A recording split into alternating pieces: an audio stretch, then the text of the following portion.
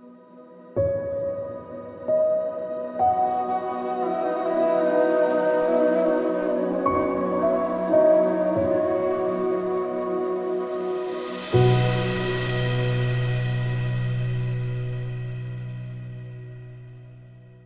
everybody, Aaron Blaze here. We are back on another Friday, and it is June 10th. We're going to have a great time today. We're going to sit and we're just going to create some art, make some animals. I just want to get back into my comfort zone and just have some fun creating something dramatic and fun. And I've got some ideas for that today. It's going to be fantastic. Yes, I hope you guys had a great weekend or week. We've had a great week. I'm going to close this door real quick. It's been awesome. And Dustin and I have been working on a new course on creature design.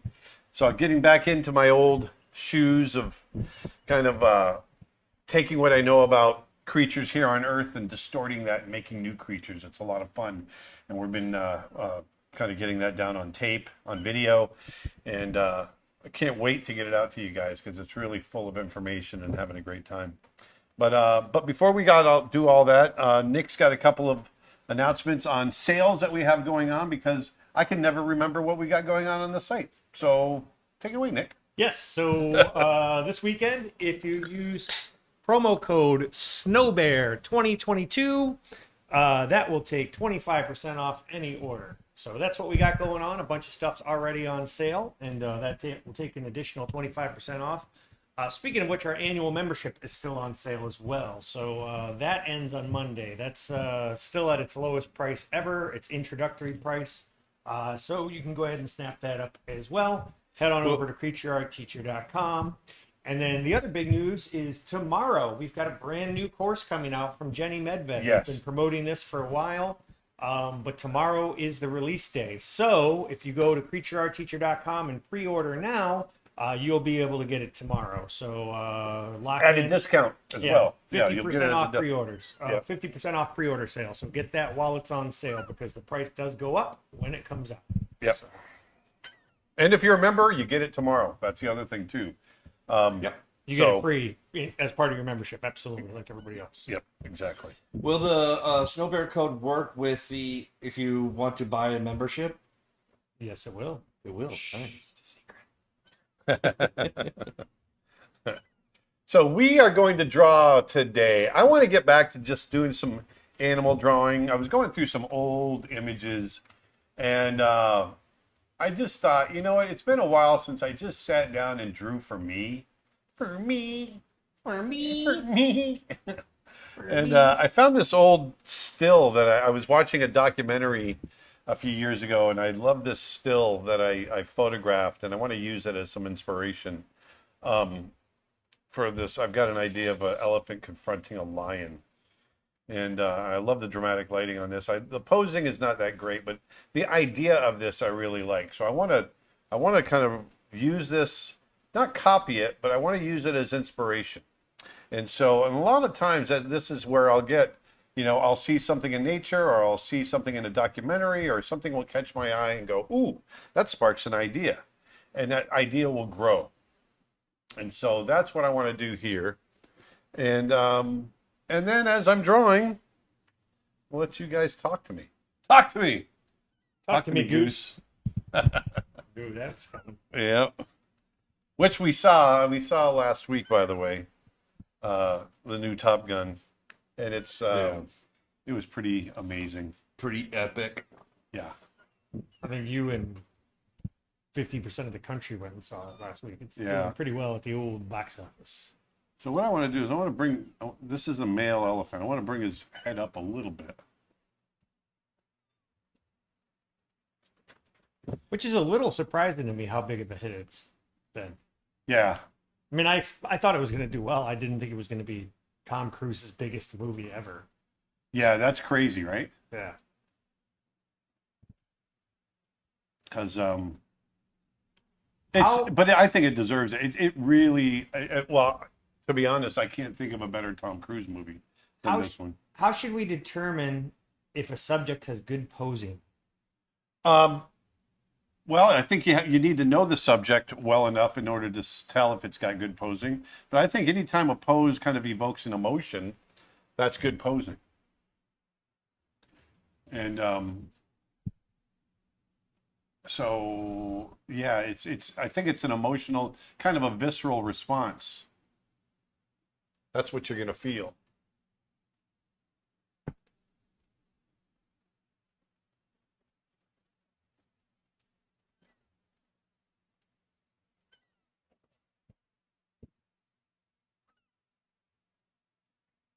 So here, what I'm doing is, even though I'm looking, I'm using that other image as inspiration, I'm actually completely changing the angle of the head. I'm lifting the head up higher. I'm flaring the ears out. I want to get more of a kind of threatening pose on this elephant. Does the silhouette rule always apply? Always. Now, okay, you know what? It always applies, except for When it doesn't. no, you try to make the rule apply as much as you can. There's going to be times that it doesn't quite work. A lot of times, like close-ups, for instance. In an extreme close-up, the silhouette rule doesn't really apply, but you will have. It's all about readability. The silhouette, the whole reason the silhouette rule is there is for readability. So in a sense, it does always apply, because it's about, if you're going off of the spirit of the note, which is readability, then yeah, you always want your poses, information that you're trying to get across, to read. And so, even in close-ups, you're looking at your lighting and everything else so that it can read. And if you're breaking that rule, then you're purposely getting something to not read, right? So you want confusion. That's a lot of times it's, when you're watching a film that's shot in the dark or something,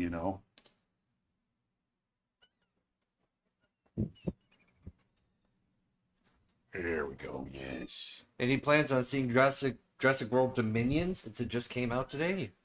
You know what? The reviews are terrible. The reviews are terrible, and I'm not one to usually follow the reviews, but The last one was terrible. the last one was, I wasn't crazy about the last one. Yeah. When the reviews are universally bad, then they're usually pretty accurate, in my opinion. I know people will argue with me on that.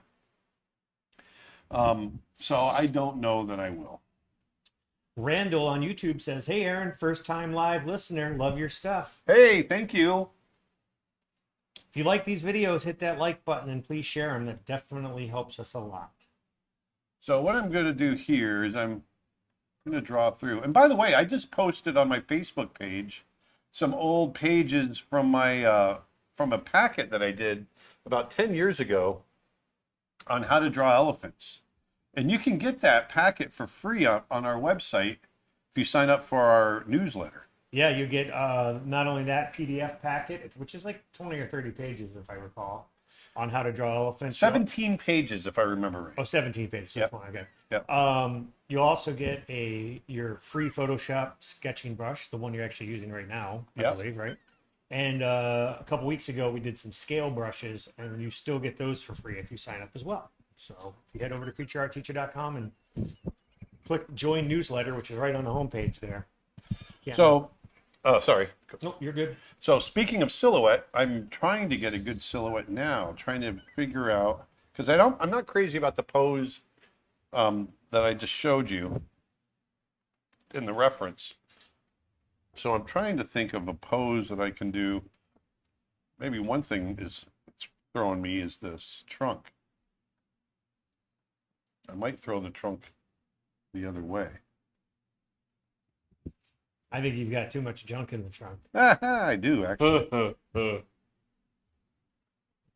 Edwin wants to know, what color is Tug's fur from Brother Bear? I'm trying to draw him, but I can't get the color right.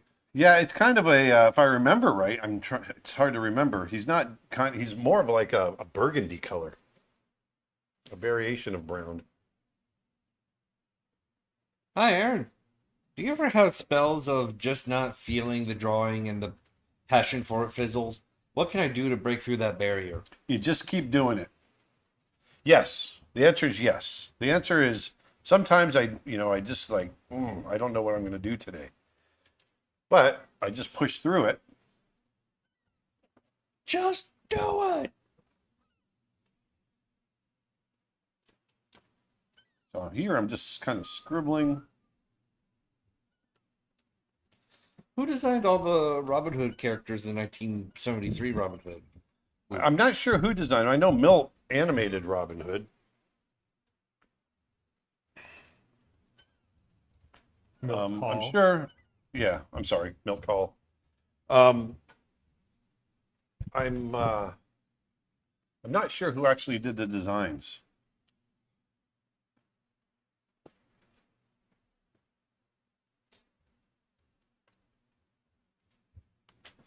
Well, maybe. Yeah, I'm going to pull this. I'm going to pull this foot off the ground. It'll feel like he's maybe charging a little bit.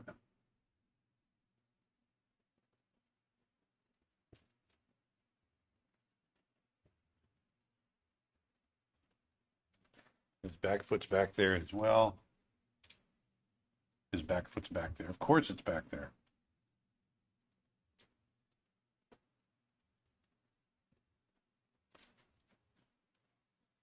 Mm. Mm. Mm. Mm. Mm.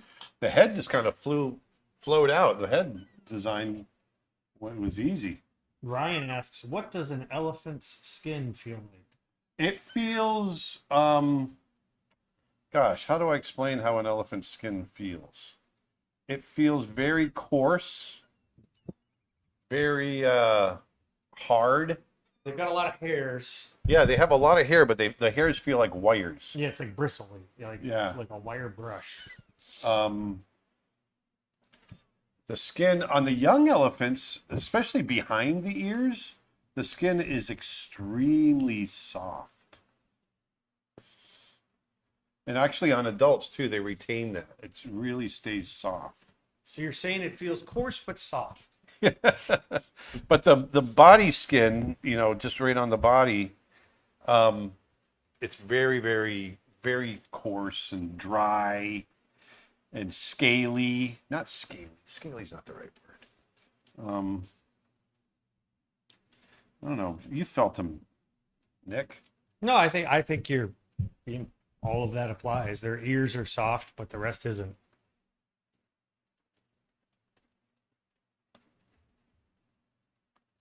That's all I have to say about that.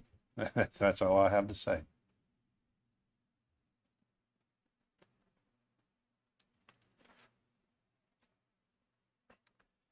Don't like that foot there like that. That looks weird about the body. Oh, the body? Yes. I haven't gotten to that yet. I'm working my way back.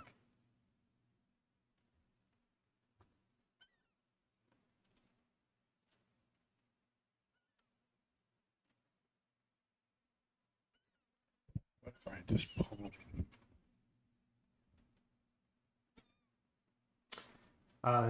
Drawing is Hard on YouTube says, I've been reading Drawn to Life by Walt Stansfield, and it's been a great resource on animation. Did you by any chance attend Walt's lectures at Disney Studios in the 90s? Walt was my teacher in the 80s. Yep, I went to many, many, many of Walt's court classes pretty much every day of my internship. He and I really hit it off. We were pretty close. I mean, he was close with everybody. But yeah, Walt was an amazing, not just an amazing artist, he was an amazing human being too. He was just a great guy.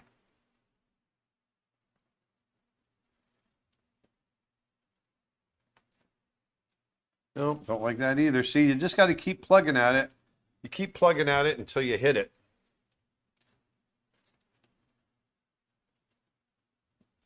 I struggle with managing my time creating new art versus time managing my art prints shop. Any tips from my first year full-time artist? Yeah, I mean, it really does come down to scheduling your time. And so you just got to schedule it.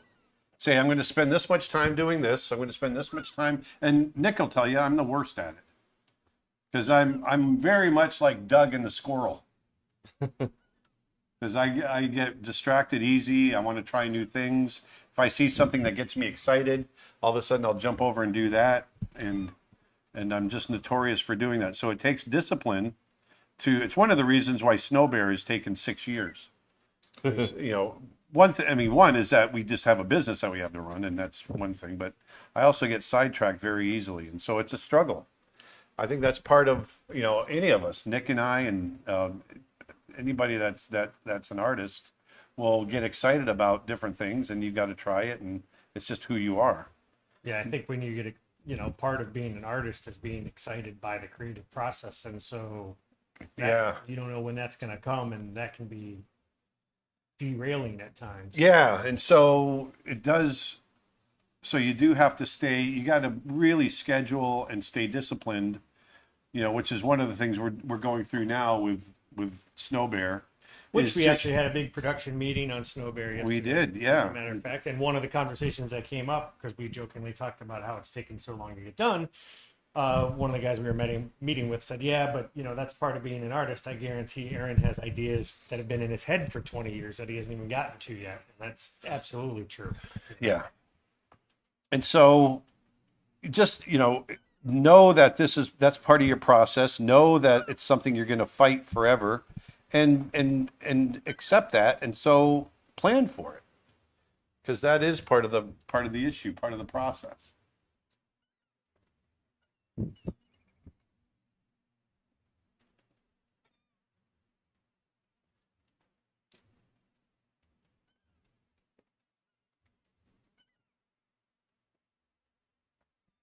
Man, the thunder's already happening. Yeah, we got Oh, some yeah. thunder kicking in. Thunder. That was my attempt at AC/DC. We bailed quickly. We were like, "Yeah, I'm out."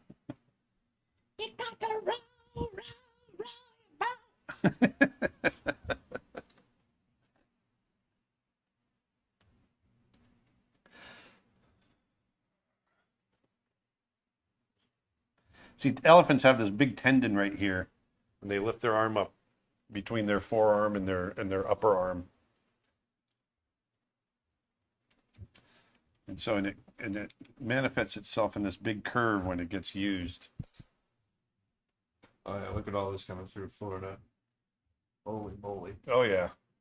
Yeah, it's a rainy day today. Yep. I think I'm going to bring that foot back like so.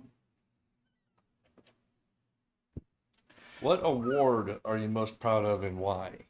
I don't know. I don't know of my awards that I have. Having the best dad award? I mean, Yeah, my best dad award. I got that from my kids.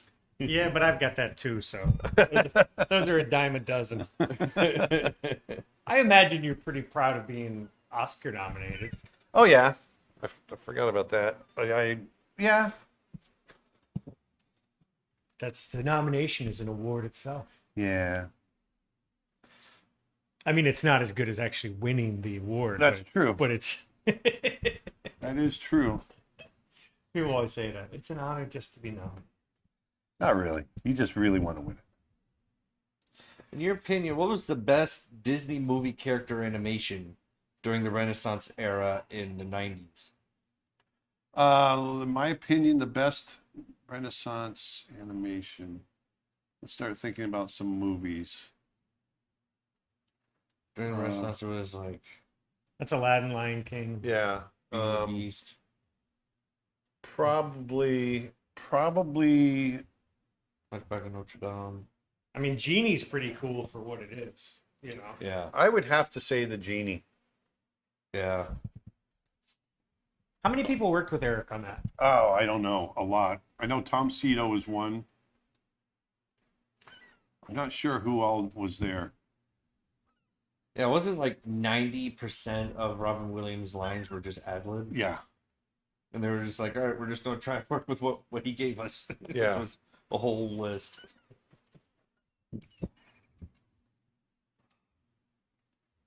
Man, I'm really hating this leg. I like where the foot's located. Let me jump up here to the other. We do this. New direction. Take the head and just make him a biped Yeah. and give him a gun. Totally different. Give him a gun. He's like a Rambo elephant. Or no.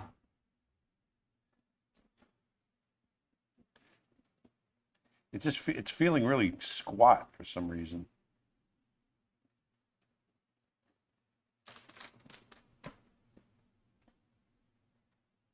Do you do any exercises to reduce back pain? No. That I don't do.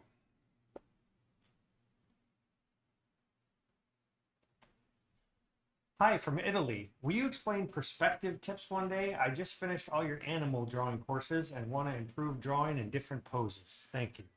Well, I do have a course on perspective, but it's more traditional perspective, not perspective in relation to posing a character.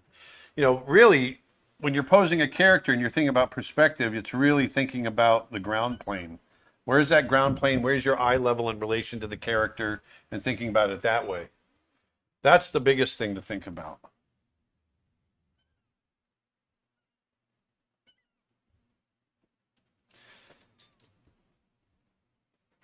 You know what? I'm going to take a whole new route on this. Whole new direction. So I want him to feel kind of strong and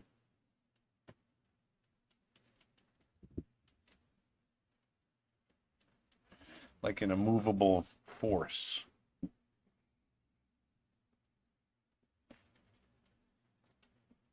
Which version of the song "Just the Two of Us" do you? Just the two of Will us. Smith's or Bill Withers? Bill Withers, come on. The original. The original. Make it Bill Withers and Grover Washington Jr. But you forgot a third version of "Just the Two of Us." Dr. Evils. Just the two of us.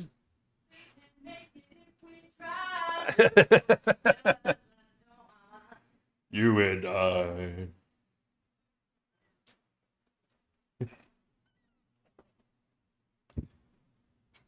Gotta go, guys. Sorry. What's that? I said I gotta go. I'm not gonna be singing. Got a fun random question here. How hot is Tabasco sauce? It's not very. Tabasco's kind of, it's like its own thing. Yeah. I'm not very big on the hot spices, and even I can. Yeah. I have a very low Tabasco's tolerance. more about the tang. Yeah. Yeah, I have a very low tolerance, and so like the Tabasco for me, it wasn't like For me. overly hot, but it was enough to get a good kick. Well, I made you eat a whole tablespoon of it. Yeah. Wait a minute, what? You did you abuse your son? It was Yes. a challenge. It was fun.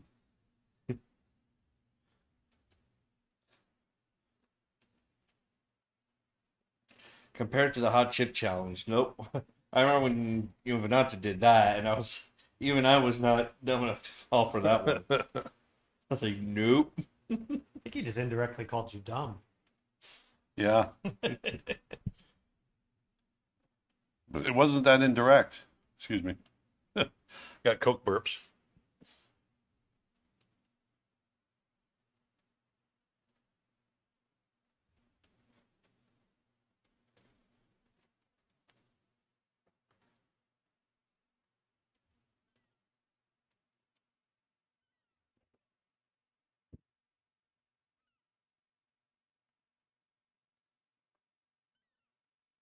I think I'm digging this pose here. That feels, I like that, the silhouette here. See what I got? See what I did here? Let me clean this up. Get rid of all this, Twitch all this question. mess. How would you recommend trying to follow a drawing course? Should I try to copy? What if my drawing looks nothing like the one from the teacher? It's not about that. It's about learning, depending on what you're drawing, it's about learning whether it's lighting or form or anatomy or whatever it might be. It's about learning the information. You don't have to draw exactly like the teacher. I don't expect students to draw like me, exactly like me, but I do expect them to learn the information that I'm trying to impart. Oops. Edwin asks, question, do you know who animated Frollo in Notre Dame? Frollo is Kathy Zielinski. Travis did a little with him too, right? Yep. My brother Travis worked with Kathy on Frollo. And yeah, Kathy Zielinski, who happens to be biking across Europe right now. Oh, that's cool. Yeah. She's a really big cyclist. And she's in Europe. She and I are friends on Facebook. And I've been following her little journey. Well, little journey. Sounds like I'm belittling what she's doing. I'm following her awesome journey across Europe. Such a little journey. Yeah. Do Disney animators typically work late nights, like 1 a.m. on onwards? Yeah. I mean, it depends on the age. You know, when I was in my 20s, I would very often stay at the studio until midnight, 1 o'clock during overtime to get shots done. It's pretty common. I don't do that now. And it's pretty common for visual effects departments to have late nights, especially during what we used to call overtime season, Yeah. which would usually be during like November, December, trying to get projects out the door for summer releases.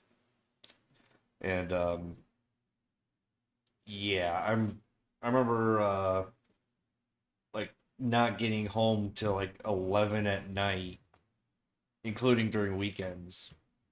But my buddy who's in the paint department that paints out the backgrounds for us to fill in, Mm-hmm. he would end up not getting home till like 1 or even like 3 in the morning.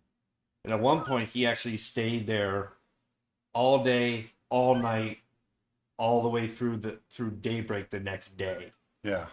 Till one of the leads came in and went, "Are you still here?" Yeah. Because No, he it's just couldn't it's get the pretty shot typical. right. Yeah. How long does it take to learn human anatomy, and does learning human anatomy help with learning animal anatomy? Yes, it helps with learning animal anatomy, especially because of comparative anatomy. How long does it take? It takes a lifetime. I'm still, I still, do figure drawing and, learning, understanding your anatomy is something you should be doing all of the time, brushing up on. Mandy Lee asks, is there anyone famous or who you admire you want to meet? Jeff Bridges. Well, that's like your opinion, man.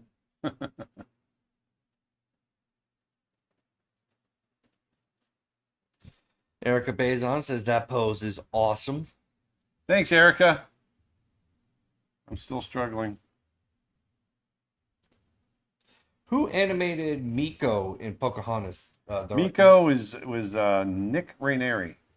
You Nick did Ranieri? you did a couple shots of him, didn't you? Yeah, just a couple minor shots. But Nick Raineri. Mine were just like him like running across a wooden beam in the ceiling as I did mostly Pocahontas. What characters animated by Will Finn are your favorites? Iago. Iago? Yeah, Iago from Aladdin. The parrot. Yeah. Cogsworth was great too. He did Cogsworth. Cogsworth. The clock. Oh, the clock. Probably Cogsworth is probably my favorite. Iago, I couldn't stand his Gilbert voice. Gottfried's Gilbert, voice. yeah, Gilbert Gottfried's voice. God rest his soul.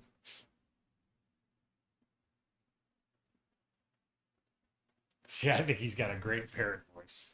He matched that character perfectly. Oh, he did. It's just I couldn't stay. I mean, it's great. I couldn't take it for more than a couple minutes. Will and Gilbert Godfrey got to be pretty good buddies. We gotta find that stupid lamp. I was a I don't know why, but every time I hear that voice of his, it just cracks me up no matter what.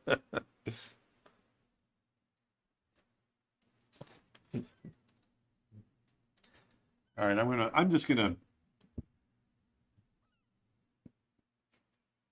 Did it ever happen that you animated an entire scene and a small change or correction made you have to do the entire scene over again?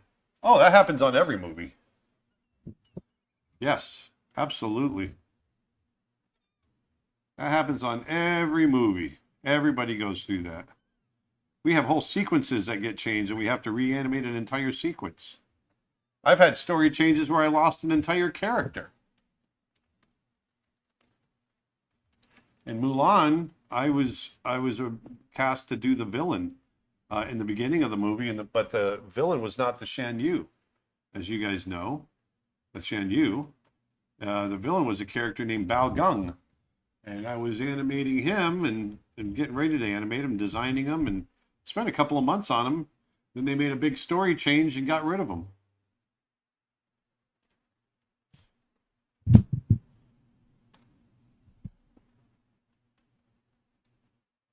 So yes, that's all part of the. It's part of what you sign up for, because really it's all about making the best film you can make, and so there's always going to be some kind of change along the way where someone discovers a better way of expressing something or telling the story.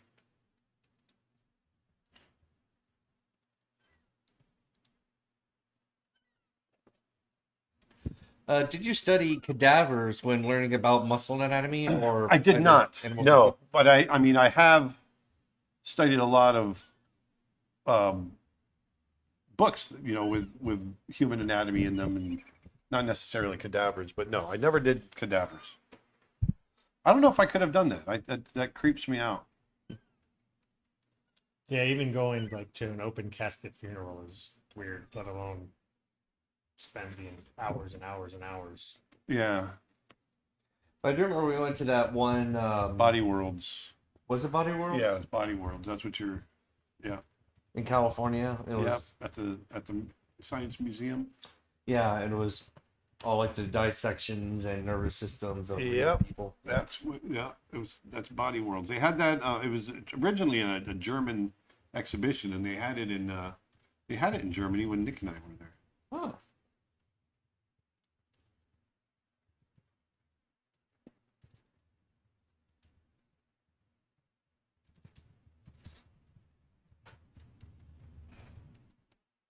There we go. Just kind of throwing this back here. Where in Africa would you want to go that you haven't gone to? I want to go two places. I want to get into the Congo. I mean, really deep into the Congo. Places where, there's several places actually. Congo. I definitely want to get into Rwanda, and to see the mountain gorillas. All the more reason for us to get in shape. Yeah, I know. Exactly. Like, how much further? We've only been 5 minutes. And I want to get into Namibia. And Where? get in Namibia, which is southwest. Namibia or Namibia. Namibia. Namibia. Namibia. Namibia. Yes.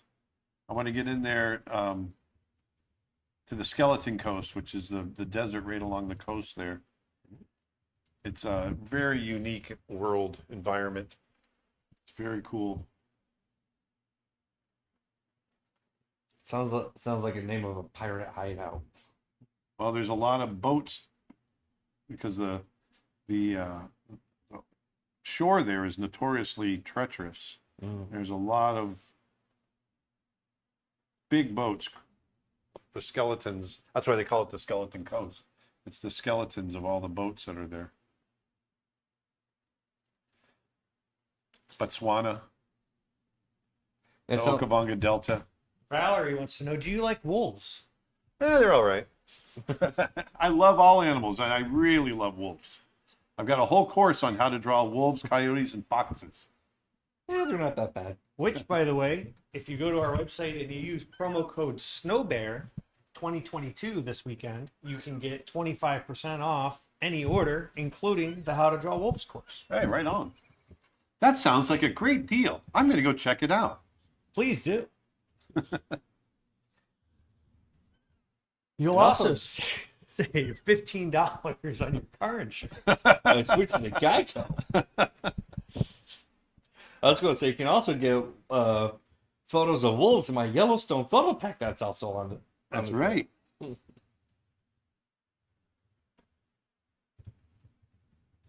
Yeah, this pack right here. And boop.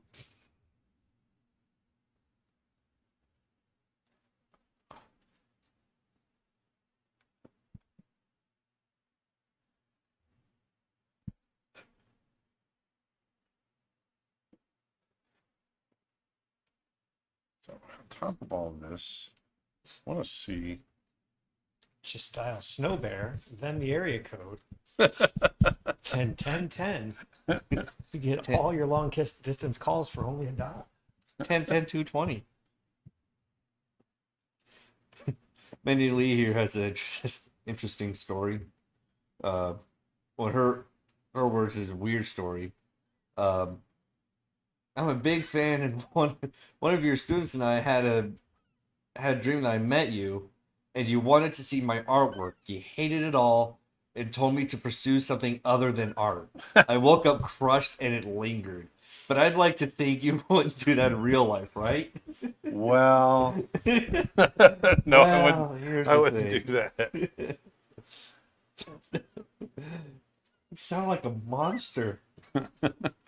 How could you?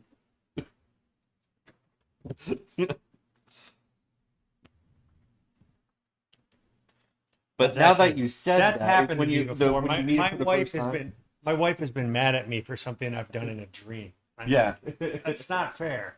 it's not fair. But trust me, now that you've told us that story, when he does meet you and he does see your artwork, he's going to crack that joke at you. Oh yeah, I'm gonna have to. Gonna have to. It's tradition.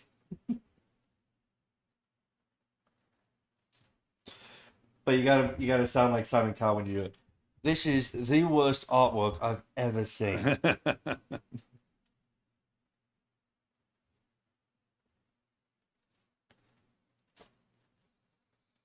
So what I'm doing here is I want to get this lion.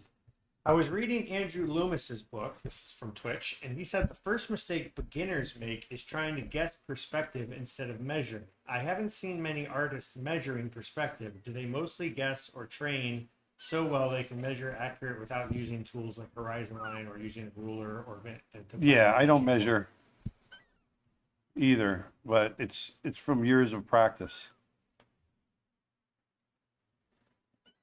Which scenes in the 1941 Dumbo? Baby mine, Huh? baby mine. Baby mine. What was the question? I was just asking what the favorite animated scene is of that movie. Baby mine. The one that He didn't I finish the question. It found- was like, which scene in the 1941 Dumbo would you wish had been erased? the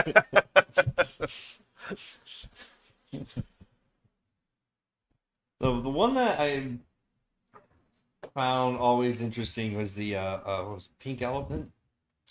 Yeah, pink elephants on parade. Yeah, Pink Elephant on Parade. I always found that tune creepingly catchy. Oh, it's an earworm for sure. Hmm? It's definitely an earworm. Yeah.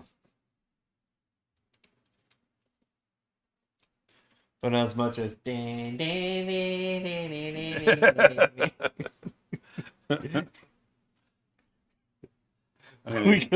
all three of us couldn't stop humming or whistling it for a whole day. I know. You know what? I tried watching the the original Top Gun the other night. Oh yeah. This After movie- watching the new one, Yeah. doesn't hold up so well. No.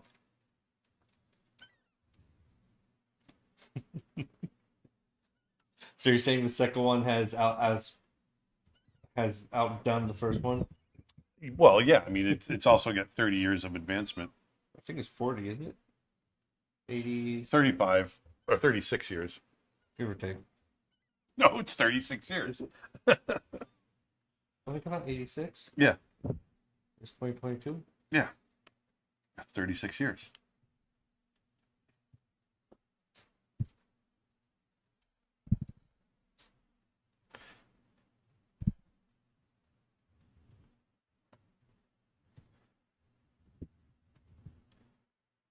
All right.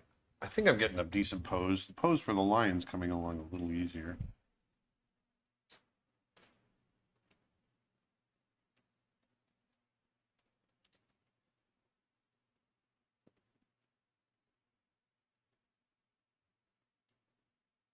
I always flip the drawing.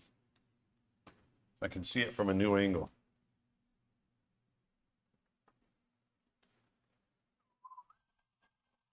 Who is Russ Edmonds? Russ Edmonds. He animated the dog for one. Max. I guess, wasn't his name Max in Little Mermaid? Oh, the sheepdog? Yeah, the sheepdog. Follow-up question to the one on Twitch, back to measuring. So for beginners, would you recommend to always measure each object? Seems a bit overwhelming.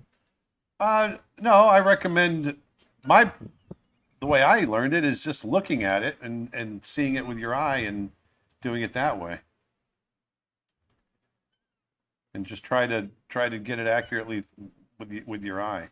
Yeah, I mean, you can always use measuring if you feel like something's off, Yeah. but I don't think you have to feel I need to measure everything as I'm drawing. No, I don't think so. It can feel more. I mean, there's a lot of people that do. I mean, I see a lot of people that measure with their thumb and they measure with their, when they're doing portraits and all of that, and that's fine. If that, if you don't want to do that, that's fine too. Just make sure you get it's all about getting the proportions right. So if you don't want to measure, find another way to get your proportions right. It's supposed to be fun, people. Yep. It's supposed to be fun, people.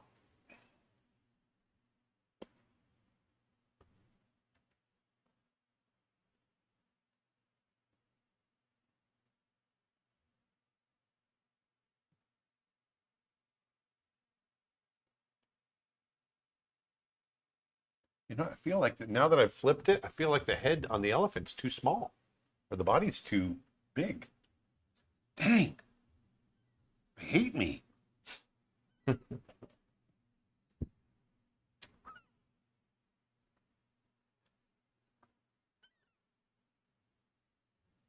Russ also animated Phoebus in Hunchback of Notre Dame, Kala and Tarzan, Kala, that's right. Sarabi and Lion King, and Vinny in Atlantis, the Lost Empire. Yes.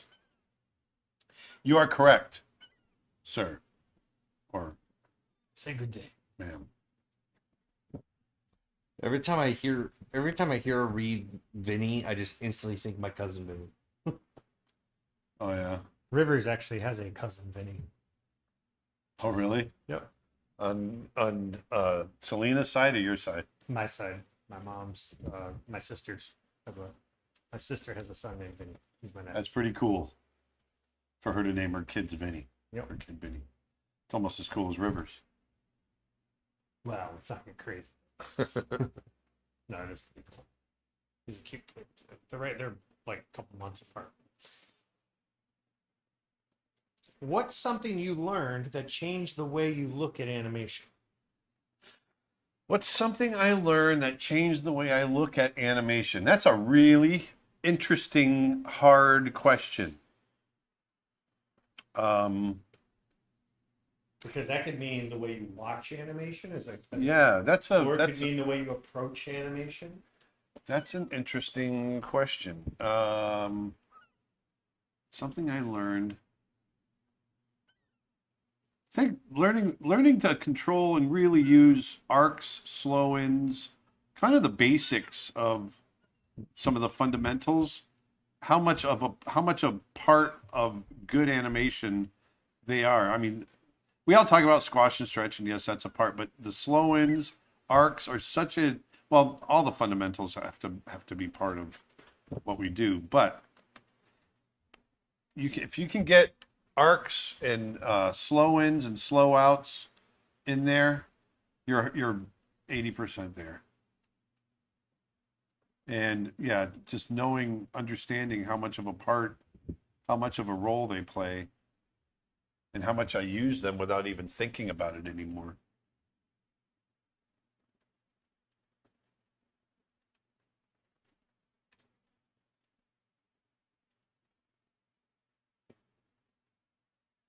Okay, I got to start painting here pretty soon. This is going to end up turning into a 5-hour painting.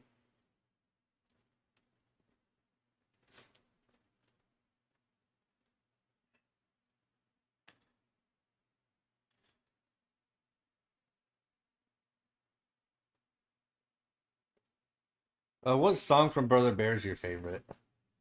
Um,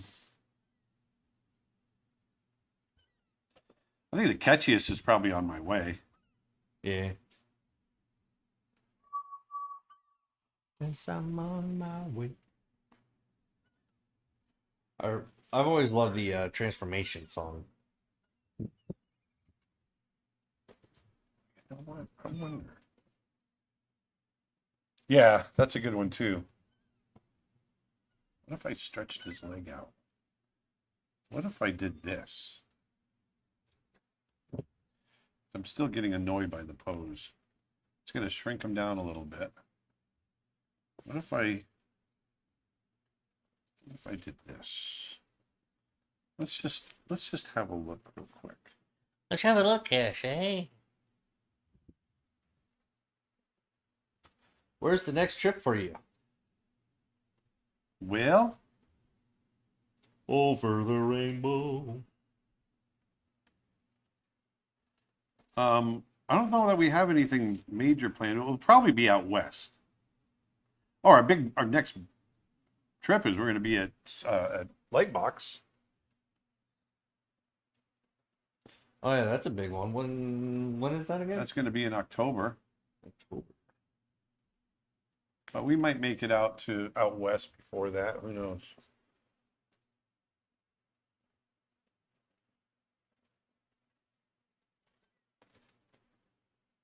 Yeah.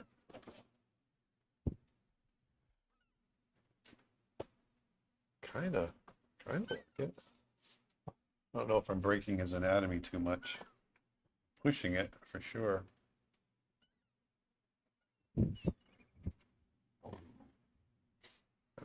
Having that thrust, see the angle of the front leg of the lion, that angle with the angle of the new leg that I drew in on the elephant is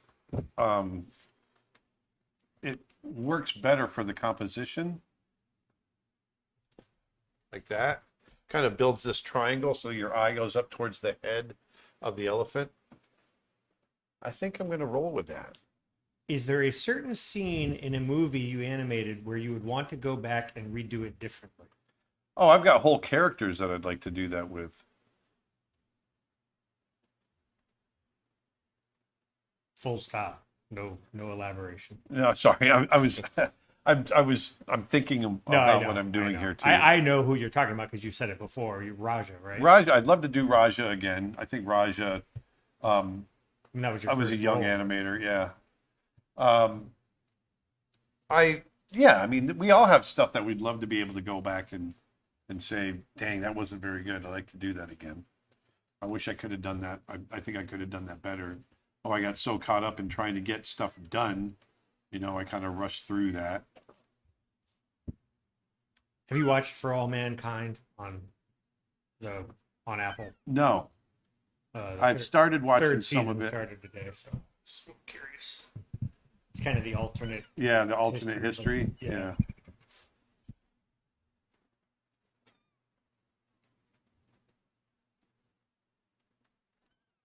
Isn't it like if the Cold War kept going on and we kept on pushing in further into space to beat the Russians. Something like that. Sort of. The Russians beat us to the moon in this version of the story, and then they built bases on the moon. We built bases on the moon. And it ends up being warfare on the moon. I'm not going to spoil it. Which Wizard of Oz character in the 1939 movie is your favorite, and who would you draw from the film on Photoshop? The flying monkeys. Monkey. Yep, the flying monkeys. I always was fascinated by the flying monkeys. I actually have an idea for an alternate version of telling of the Wizard of Oz, but through the eyes of one of the flying monkeys.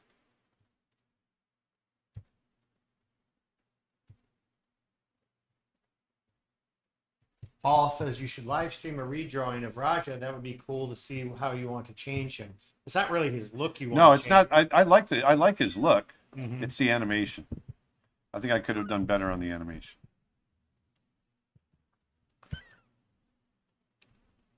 Well, let me take that back. At the time, I think I did as best, as I grew older. You're just a and better more animator. mature. Yeah, I'm a better artist now. It's like looking at old sketchbooks. I posted the sketchbook, some pages from one of my sketchbooks from 30 years ago, yesterday on Facebook, and people liked it and everything. But man, I do not draw like that anymore.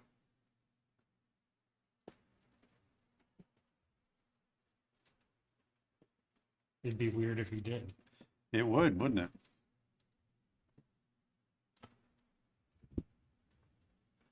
There we go. That feels better.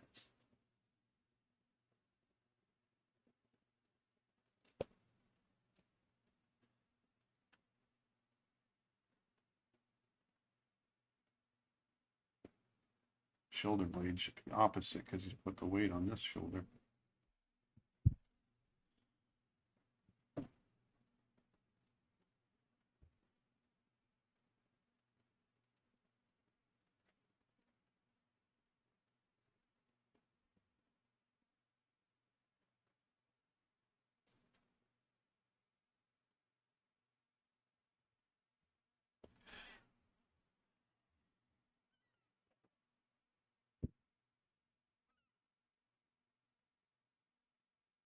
There.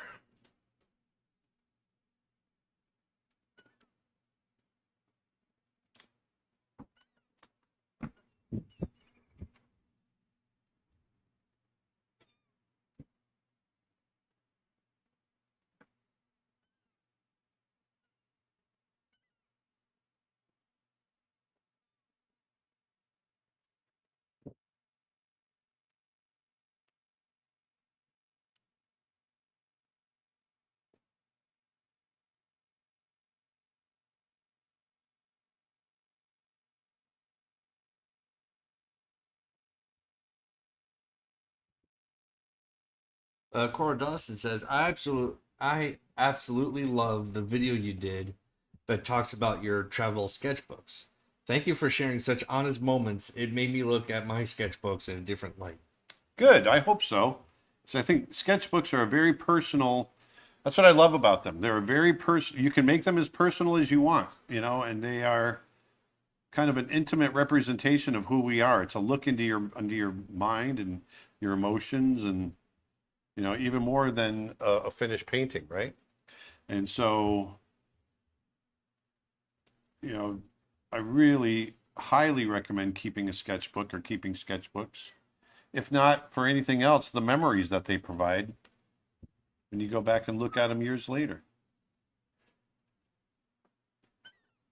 Let me show you something real quick. Let's turn this into a little sketchbook thing. This is my oldest.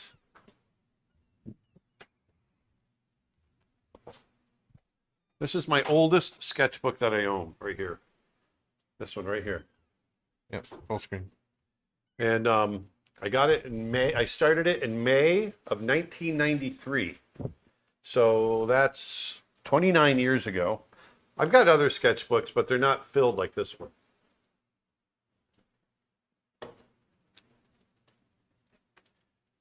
My first trip to, look at it, it's falling apart. My first trip to Alaska, I was drawing with a China marker. I didn't have anything else with me. And I started drawing with ballpoint pen and all my little watercolors. These little sketches, here, I'll do it like this, yeah. These little sketches are 30 years old, older than a lot of the people that are watching this right now. And they have all, I wrote all the notes. You know, last night was a good night in the park. We were barely there for 5 minutes when we saw our first moose. She was close, 30 feet, and munching. After about 10 minutes, she just wandered off into the trees. Next, we saw caribou. There were 3 of them up on a slope. We weren't quite above the tree line, so there were little stunted black spruce dotting the landscape. Have I mentioned how much I love this place? These are little notes that I wrote to myself 30 years ago. Little wild grizzly bear sitting out there. Look how loose these were back then. I draw completely differently now. But these are all wild animals, wild moose, wild bear. I feel very overwhelmed by everything I'm seeing. It's such a different world from Florida. I could live here. This was my first big trip in my life. It was so, everything was so new to me. This is one of the reasons I'm so, look at this. This is really cool. This is a landscape or a sunset painting that I did. I said, here's a note I wrote to myself. This is very frustrating. I can't get the same brilliance in the paint that's in the sky. I did this painting at 11:30 p.m. and the sun was just setting. What a hike this has been. My lungs are about to explode. I can see Rick. Rick is one of the guys that went with me. I can see Rick way down by the hotel sketching. He's just a speck. And then right here, 30-year-old mosquitoes squished in my book. Gotcha. And that's my blood right there. So all kinds of crazy stuff. This is a grizzly that I saw down in the riverbed through a scope, and I sat on the gravel road looking through the scope, and I just did a drawing, a watercolor of him down the riverbed, kind of turning over stones looking for food. I'm glad I know where there's a sample of your DNA so we can clone you. Yeah, exactly. This is a dead Arctic redpoll that we found had flown into a window, and so I just put it on the ground and did a little sketch, a little study of it so I could understand its anatomy. These are all signatures from some of the people that were in my class on that trip. These are back home in Florida. Lots of little sketches. And I think I've got more. This is my next trip to Alaska is in here the following year. So actually I didn't even fill this book within a year. But this is the next time I went with my wife, Karen. And these are things along the way. Once again, taking notes. This is on a ferry trip. Icebergs. It started to rain. So you can see, I started a painting over here, but it started to rain and it created this weird pattern but sea otters, sea lions, a whale, all kinds of little sketches of things that I saw along the way. Are all these in watercolor? These are all in watercolor. Yeah, ballpoint pen and watercolor. Yeah, all done from life, all observations I made as I was on this trip. Which is a good tip for people. A typical big ballpoint pen Yeah, is waterproof. So exactly. Go with watercolor right over top of it. I ended up doing this little sketch right here. I ended up doing this as a huge 3-foot by 5-foot oil painting. I sold it years and years and years ago. Another caribou, little watercolor sketches, ideas for paintings. This one I did do I did this one as a large painting as well. Little pen sketch for that. But more sketches back in Florida. Ideas for paintings. Little watercolor thumbnail sketches. This is long before there was ever any digital painting. Little zoo sketches. Lots and lots of stuff. So, yes. Another little landscape. But, there's a moose. This is a moose that was mounted at I think this is in Grand Teton.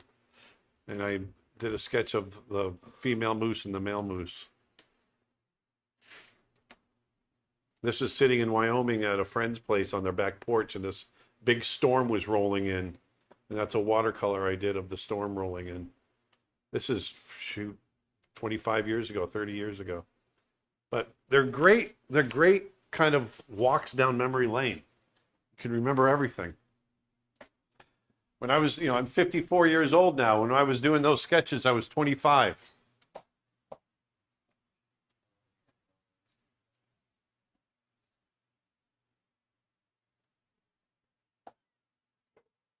So sketchbooks are awesome. I love them, love them, love them. And I love, to me, going back through my sketchbooks is like looking at old photo albums. I love, they're emotional.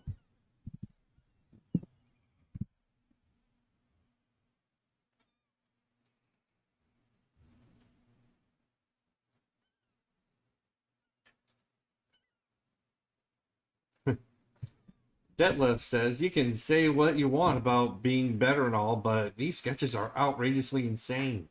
Thanks, Detlef. People really love those. Sorry I couldn't answer questions there for a bit, people. I was the one holding the camera. Oh, they're getting frustrated? No, not at all. There's just a Oh. lot of comments. I'm just catching up. People are saying, so great. Thank you so much for sharing. That's awesome. Beautiful sketches. And Zelji hopped on during that presentation and says, hey, I'm late. Hello, everyone. Hey, Zanji.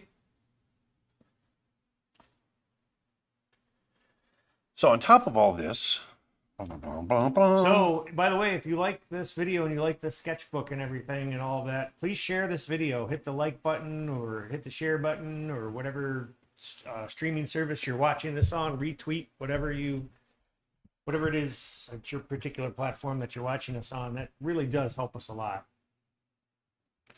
yes, please. When drawing a lion's paws, could we think of them like a cat's paws? Yes. Think of it as a giant cat's paw, because they are basically a giant cat's paw.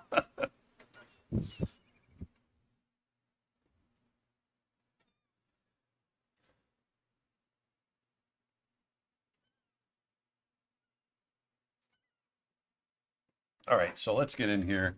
Just draw some local color.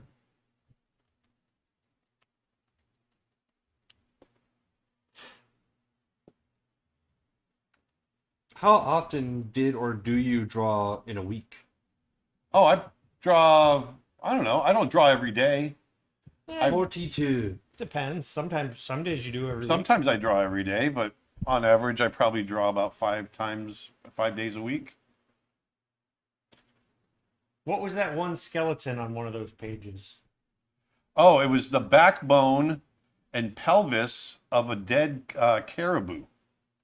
We were driving across the tundra. We were actually on our way. See, I remember everything from those sketches.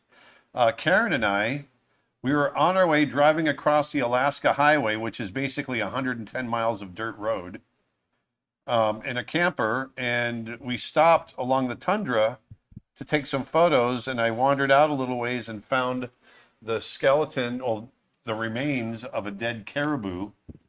And it was a pelvis and backbone. Everything else had been scavenged. And so I sat and did a sketch of it.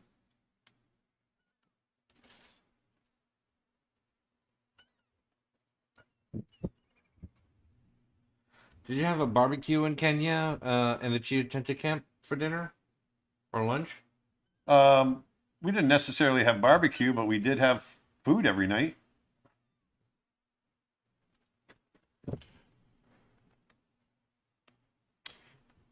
A question. I struggle applying local colors. It doesn't really look smooth once I'm done. What brush are you using? Any advice? Well, the first thing that I do is I just lay down a solid color. So I'm just making it very opaque. I'm just making it completely opaque, 100%.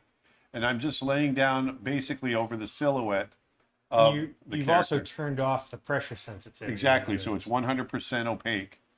And it turned off the pressure sensitivity, turned off all of that. And so it just fills in. It's like using a magic marker and just filling it in. And then once I have that, then I lock that, I alpha lock it so that I can't draw outside of the colored pixels. And then I throw in variations of color within the local color. And then once I'm satisfied with that, then I start adding light and shadow, or shadow and light, because I always start with my shadows.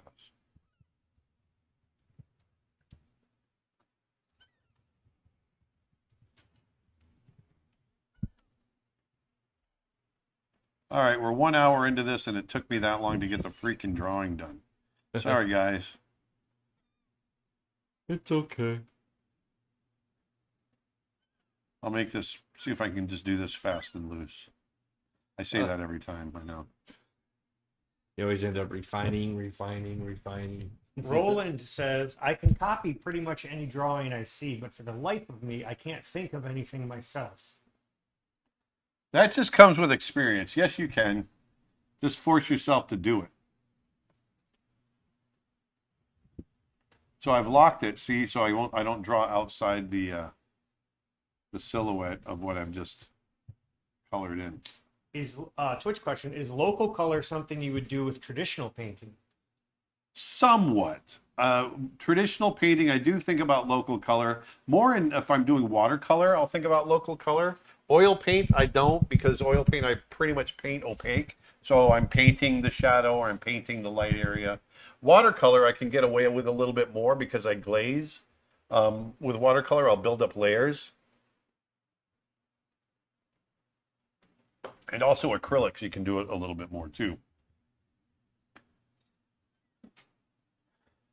For this sketch, what brush do you use for filling it in? Right now I'm using my my pastel C brush.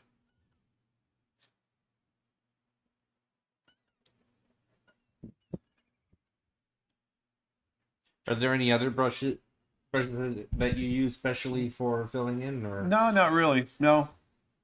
It's but you could use, I mean, I could do this with just as easily I could do this with just a regular round brush that Photoshop has in its mix, you know. Want to let people know that we have a brand new class coming out tomorrow to feature our teacher, watercolor portrait painting with Jenny Medved. It's on 50% off pre-order right now, and the course comes out tomorrow. So head on over to creatureartteacher.com and you can pick it up for 50% off. The price does go up after it's out, so it's a good time to go ahead and snap it up. Yep. It's a good one. Trust me. Yeah, we should show. She taught me some stuff that I never knew about. Yeah, for instance, waxing. Yeah. Your painting To seal it, right? Screen, yeah. there we go. So There it is. this is a watercolor painting. There's the And- watercolor. This is the painting that she did for the course. Yep, she does it in real time. She takes. So you watch the entire process in real time. It's a beautiful watercolor portrait. and she's and, got a whole bunch of cool techniques. That, Yeah, like and we the said, way Aaron's she never. builds up the layers, and she's just amazing. Absolutely amazing. She shows how to get that smooth gradient in the background, how to get those smooth tones in the Yep. skin, the hair, all stuff. of that. So yeah, check it out because it's definitely worth it. That one's worth picking up, especially if you're interested. You know, we have a lot of younger artists that are really into all of the digital stuff, but not so much into the traditional. And I really recommend, if you're a young artist, get out of your comfort zone, get off of the iPad, and try drawing and painting traditional. It really does affect and improve your digital. Yeah, You know, the when two I- help each other. Yes, they really do, and they inform each other. I went through an entire lifetime of drawing and painting traditionally, and I applied that thinking to when I started drawing and painting digitally, and it really helped me, and I had a much easier time kind of adapting.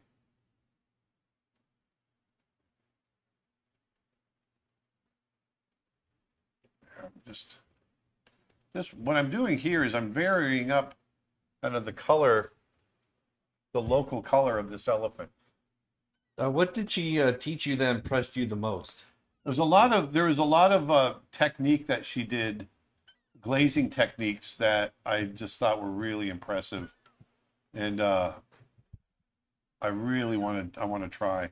She also teaches some really interesting techniques in how to fix mistakes in watercolor, Yeah, which are really neat. She uses this bleed-proof white, which she basically, rather than using gouache to get opaque, she basically makes her watercolors opaque, um, as needed. So you don't, if you basically need to get it back to the paper feel, you can without it, just turning it into a giant mess like watercolor can do. yeah. Was Roy E. Disney a supportive person when he saved Disney Animation? Very much. I got to know Roy pretty well over the years, and we became friends, especially while we were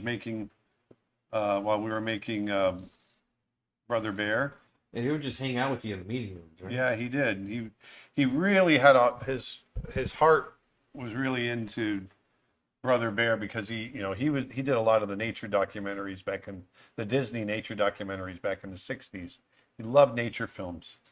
And so he really had a special place for us, and it was great because we would have such a nice time, talking about old times, and he would give us story ideas and suggestions, and he really loved the movie. What's the safest position to draw in to prevent carpal tunnel and back problems? Well, I think drawing straight up and down, not straight up and down, but if you look at the That's angle the that I lighting, draw right. at, for me, it's For the me. best. And where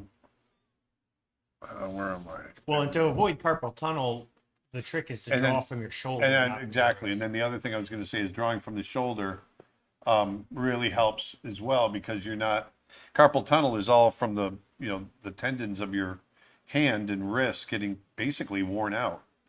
And so to avoid that, I try to not use those tendons as much as I use my shoulder. If you watch me draw, I tend to draw like this, or I might use my fingers a little bit, but I tend to draw like this. I don't do this, and I don't do this a lot. And that's where a lot of people end up with carpal tunnel issues. You'll see I'll keep a kind of a stiff hand as I'm drawing. And as a result, I've never, in my 54 years, I've never had any carpal tunnel issues. But Ryan's- unfortunately, I've seen people as young as 25 have to go in for carpal tunnel surgery. Ryan asks, I'm amazed at your sketchbook posts on Facebook yesterday and what you showed earlier. Were the bird drawings all done from real life observation, or did you also use photos for those? I'm pretty sure they're all done from life observations. If there was a photo one, it was maybe one or two, but all the ones today, those are all done from life. Sitting in a canoe, going out to a park. I used to live, my first house that I bought 30 years ago was on a river. And so I would take out a canoe, especially on the weekends, or actually I would do it before work sometimes. I was a lot more adventurous when I was young. I would take the canoe out I'd say every other morning, every third morning. I would go out before sunrise and take the canoe out to the lake, and I would do those paintings. And and so you end up with a filled up sketchbook, which is kind of cool.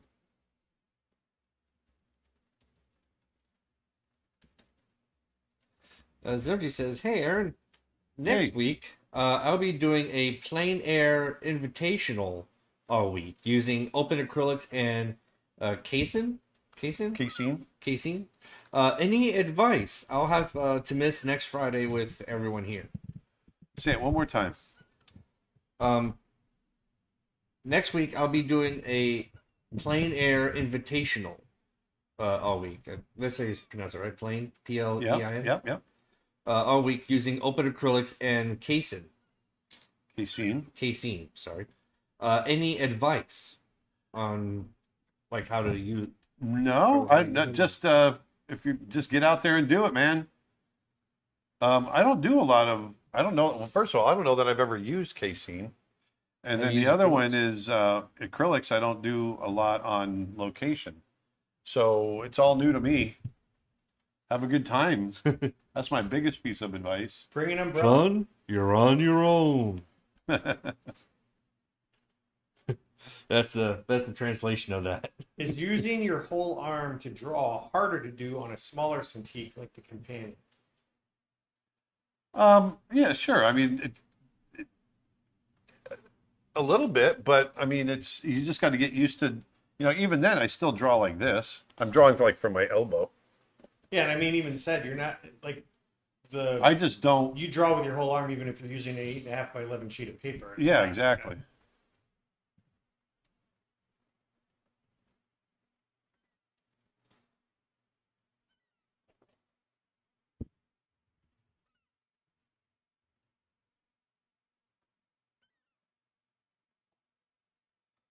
And I do not like that. No, I do not like that. There's something I do not like here. Let me pull up my photos.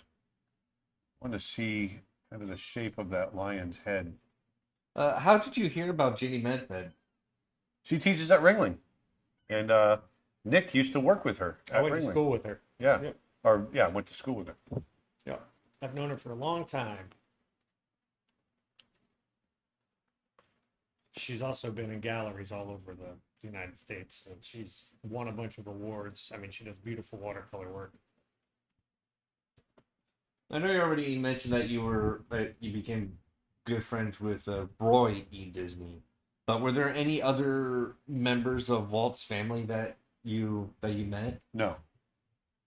No, Roy was the only one.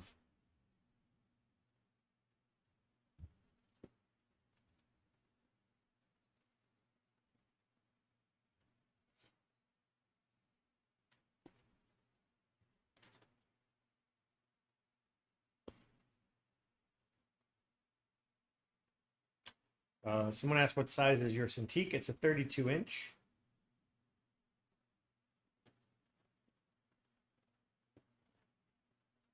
'32 Pro.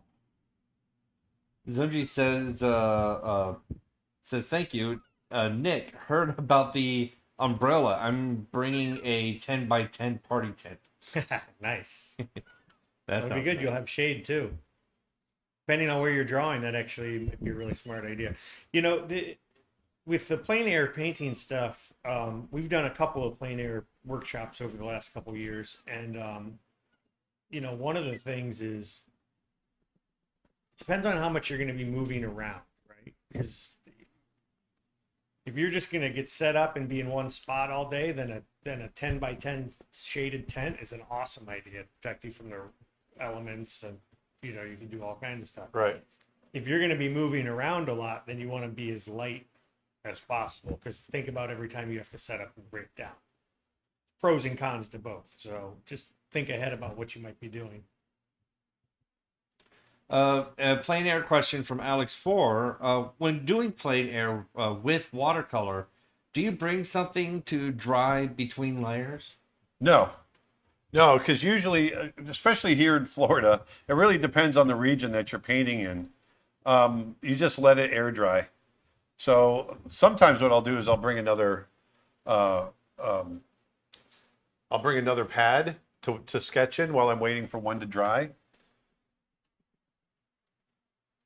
Or you just sit there and you just wait. You just got to, roll with it. Sometimes in the heat of the summer, stuff dries fast. Sometimes it's really humid in Florida and stuff dries slow. Yeah, exactly. Is there anyone in the old Disney crew or colleagues that you still keep in touch with? Oh, yeah, a lot of them. Matter of fact, I just had a meeting with one of my old Disney buddies yesterday. Dom Carolla. And Don Corolla? Yeah. Ronnie Williford, who does courses on our website. Yeah, He Ronnie was at Williford and Disney. I are old Disney friends. Oh yeah, we all hang out with him all the time. Tim Hodge, who does courses on our website. He was at Disney. Wow. Jim Jackson's hanging out with him. I hate that guy. The Bancroft He's always, brothers. he's always so jealous that he's the 11th man on the moon. Yeah. I should say, you're always jealous about him being the 11th man on the moon. You just saw the Bancrofts back in April, right? Yeah, yeah. And typically, in a non-COVID year, we see a bunch of them out at CTN or Lightbox, every year.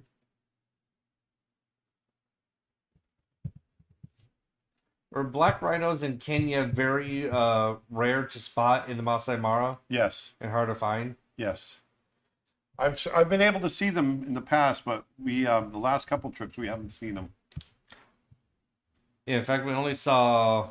Oh, we saw one at Tsavo, right? Yeah, right Or across at from the Nairobi National Park. Yeah, right before we headed out. when none of us had any cameras ready. Yeah. Yep. No cameras ready. We were driving down the road. We were on the. It was literally roadside, like on the highway. It was like, Yeah. what? Yeah, I know. It's like seeing a deer, driving down the road, except it was a black rhino. It's crazy to think, like, here we see a deer, like, oh, deer. There, they see a rhino, like, oh, rhino. Yeah. If that was our perspective, we'd be like, oh crap, that's a rhino.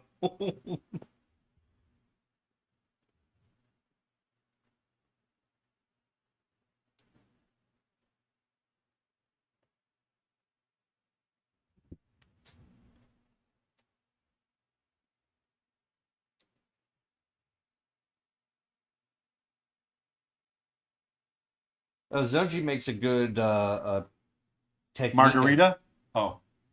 Technique idea to Alex, who was mentioning about the plane, who was asking about the different methods to dry when you were talking about air drying. Yeah. Zonji says if you pitch the surface a little vertically, you can allow the paint to pool at the bottom of a wash and pull it out with a brush. James Gurney does that. Yeah, I haven't figured out how to do that without losing the effect of my wash or having colors run together.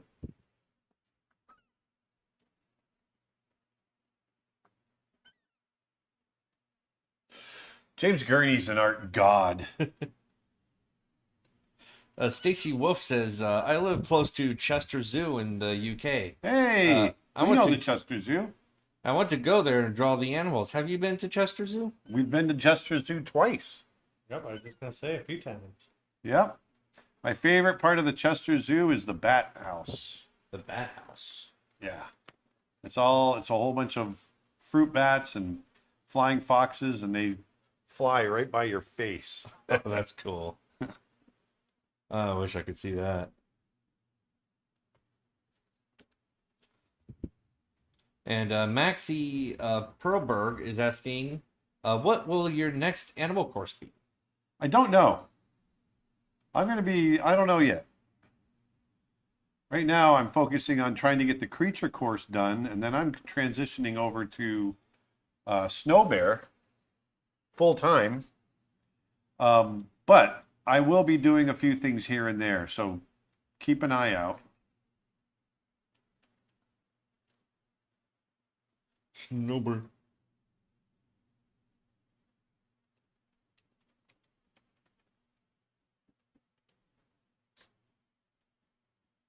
So what I'm doing right now is just laying in the kind of my shadow patterns.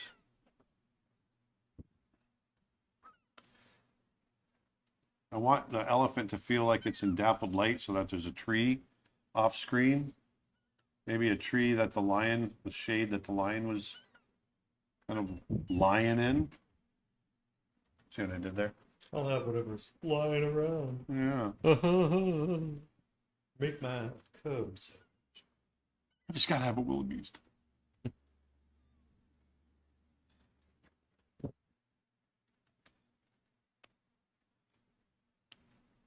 Have you watched all the James Bond movies or just a select select them? I've watched a lot of them. Watch all of them? Yeah, why? Oh, just a person asking if you've seen any of the James Bond movies. Of course. Oh, yeah. There's like 50 movies. Yeah. It's very hard to go through all of them. James Yeah. Bond, the James Bond that was around when I was a kid was Roger Moore. So I grew up with Roger Moore as James Bond. Yeah, I grew up with Pierce Brosnan as James Bond, Yeah. and then Daniel Craig.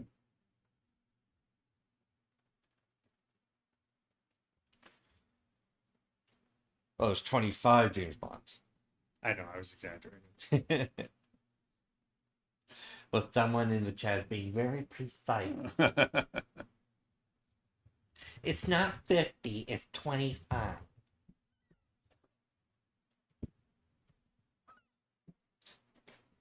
No, I haven't yet seen the last one that just came out. Yeah, it's pretty good. It's good. It's a big ending. Big ending. Yes. Then I'm gonna have to watch it. Yeah, you should see it. Are there any streaming networks that streaming sites that have it, or Yeah. which one? That one that has those movies. Take your pick on that one. God. Lint me. That beard hair on me. Because there's now there's HBO Go, there's Paramount Plus. There's Yeah, no, Netflix. you can get it. I'm sure you can get it on Prime. Pretty sure it's on Prime because that's Amazon's buying MGM. So Oh, really?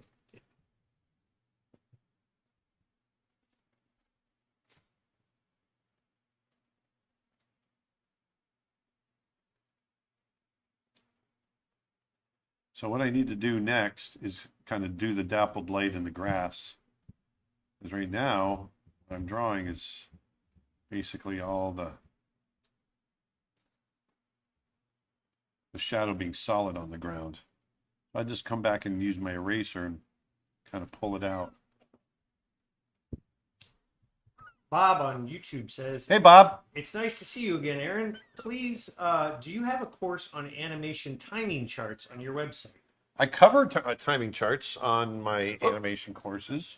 Yes, in your advanced animation course, which is came out recently this year, you go over them quite a bit, don't Yeah. you? Yep. There's a whole section on timing charts. Yeah.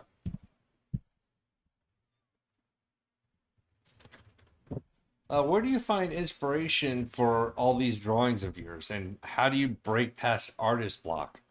From doing it for years and years, I just can come up with stuff, but also I just get inspired by lots and lots of stuff. I get inspired a lot. And let's see if I can use this brush.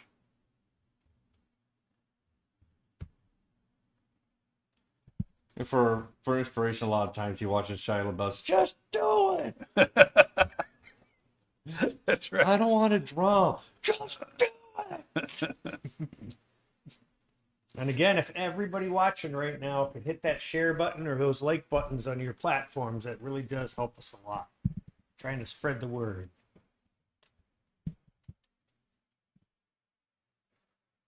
Apart from Night on Bald Mountain, in the original Fantasia, would you have animated any of the other sequences, like Sorcerer's Apprentice, Nutcracker? Yeah, Sorcerer's Apprentice was cool. I liked it. It's it's great character, right? Obviously. Yeah. And Oh man, it's Mickey Mouse, huh? That was a good Mickey. it was. Thanks, pal. Oh boy. So yeah, I mean, I definitely would have enjoyed all that. The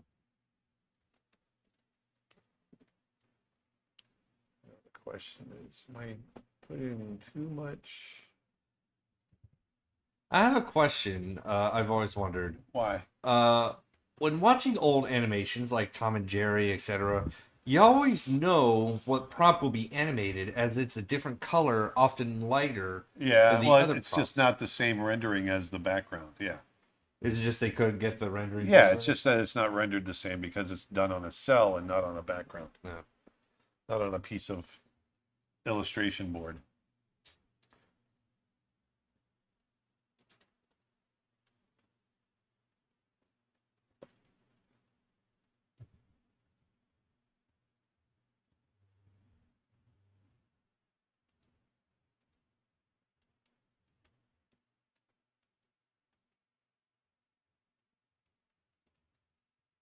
I'm just hitting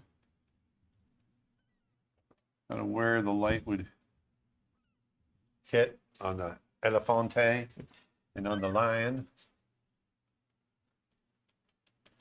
Shelley talking about artist block says, "Don't call it artist block. It's called elusive muse." Yes. And Mandy Lee has another question saying, "Hey, Aaron, hard to explain, but I sometimes struggle with whether to keep my outlines or not, but feel I still need them to keep the integrity of the illustration, or I lose the original illustration." You don't, yeah, I know what you're saying. You don't really lose it. You just have to get in so much of what the lines are doing are hitting your extreme dark areas. And you just got to get into understanding, where to add some definition. What I do is I force myself to gradually knock the line level back. Just force yourself to do that and compensate for it by painting over it on another level. And making it work that way, if that makes sense. Compensate, by hitting that definition more. Do you ever do lighting studies still, or do you just pull from your past education on light? I do studies every once in a while, but mostly it's going to be from past education.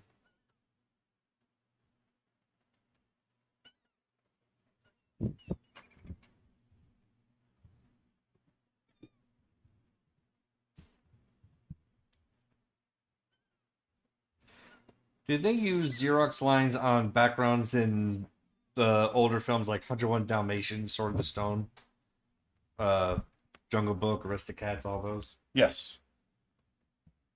Those are all Xerox. Xerox came about because it saved time on inking. Inking was very labor intensive, or is very labor intensive.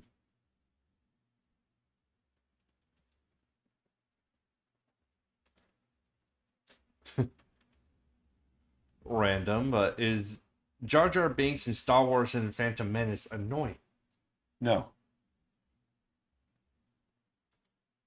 I rather enjoyed his character, and later on, I found out on how big of a deal his character was. Because as annoying as a lot of people might have found him, that character is actually one of, if not the first, like full CG character in a live He's film. the first full CG character in the film. Yeah, In a leading role. in a lead role, and that was like a paveway for other CG characters like Smeagol from Lord of the Rings. So You can just say Gollum. Gollum, Smeagol, whatever, same character, same guy. No one calls him Smeagol though. I call him Smeagol.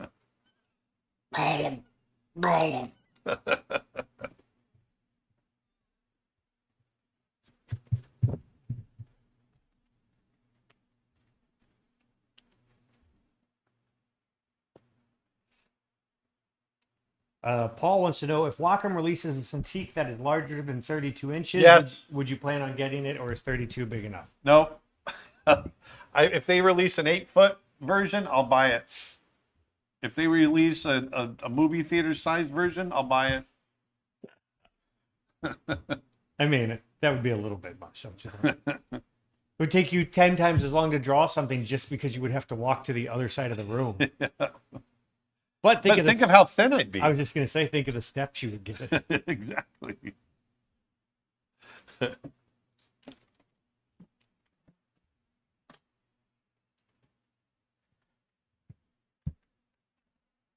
You've been keeping up with your steps since we got back from Europe? Heck no. I feel horrible They about plummeted. that. No.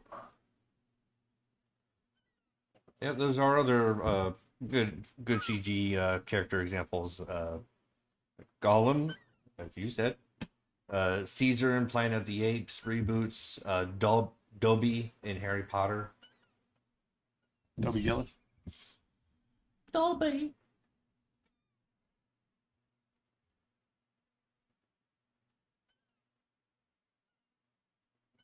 What is the difference between acrylic and watercolor?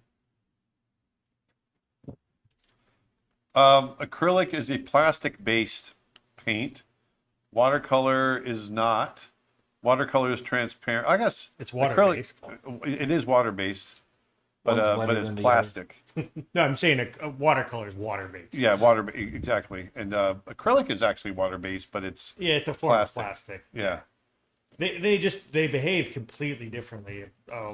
Watercolor is transparent and moves like water, and acrylic is more like painting with oil paint, but it's more like jelly-like in a way. Or Yeah. So one's more watery than the other. Yeah. but the way you even apply them is differently, because in watercolor you have to go dark to light, right? You go light to dark Sorry, with I said that watercolor. backwards. I Yeah. knew I was going to say it backwards. You have to go light to dark because you can't lay darker. You can't lay lighter Lighter color colors over over. dark. Yeah, exactly. But you can do the same thing with acrylic, but you can also go opaque. Acrylic is more like gouache than it is watercolor. Let's say that. Yeah, no, I was just going to say you can go the other way with acrylic. Yeah.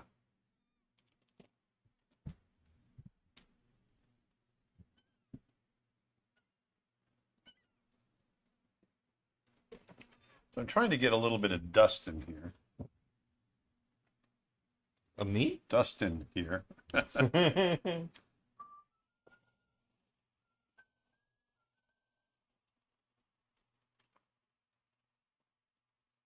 he's kicking up dust.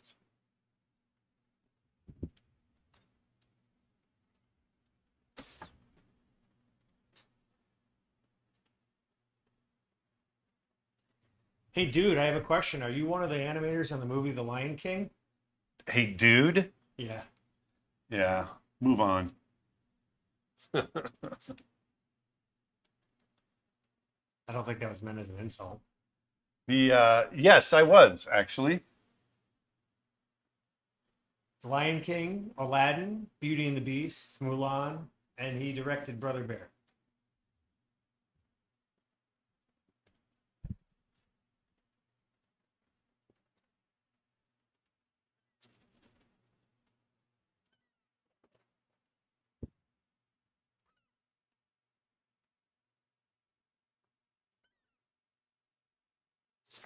If I wanted to learn anatomy, should I start studying it directly, or are there basic principles I should try before learning it? Say that one more time. If I want to start learning anatomy, do I start learning it directly, or are there basics and principles before trying to learn it? No, just start learning it directly for sure. I mean, some people would say start, drawing basic shapes like cones and some. Yeah, but they still have to apply to the anatomy. Yep. Yeah.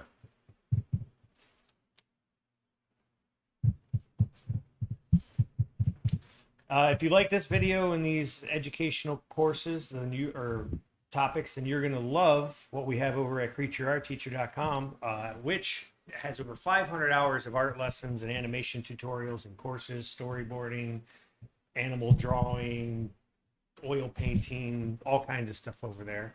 And this weekend, if you use promo code SNOWBEAR2022, you can get 25% off any order. We also have an annual membership on our website, which gets you everything on the website, plus everything we release over the next year.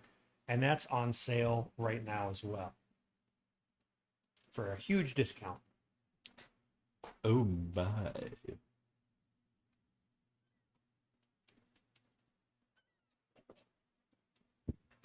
Paul wants to know who's going to win this battle. I see the lion limping off soon. Yes, I agree. Probably. I've still got so much to do on this. Maybe this becomes a part 2 to next Friday. Yeah. Well, I'm going to work on the elephant right now. We'll just get into that. Let's just get into the elephant a little bit. Rachel in Song says, "Oh, my 5-year-old was watching videos with me yesterday, and when Aaron played the animation of the line saying, 'Oh, bye,' she had me play over and over, and she laughed."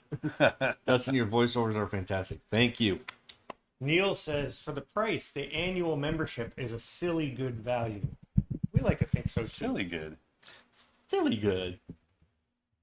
I'm going to do one of their standard brushes here. Oh, I can't stand that icon. Stacy Wolf says, "I always thought of gouache as the love child between acrylic and watercolor."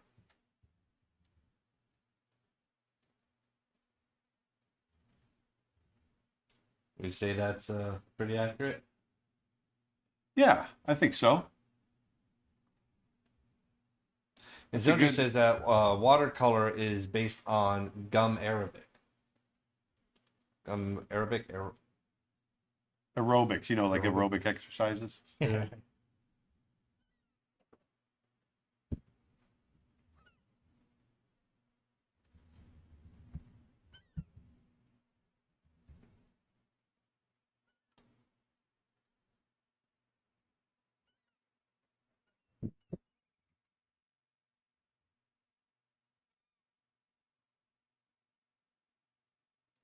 Is there a squeaky toy in the room or something? No. Someone commented, is it just me or is someone else hearing a random squeaking sound like a squeegee sound? Are one of you guys playing with a squeaky toy? No. Nope. Ryan asks, what CDs were in your car, Aaron, when you were 25? When I was the same CDs 25. that are in there now. Yeah. Stevie Ray Vaughan, anything blues. When I was 25, it was anything blues related.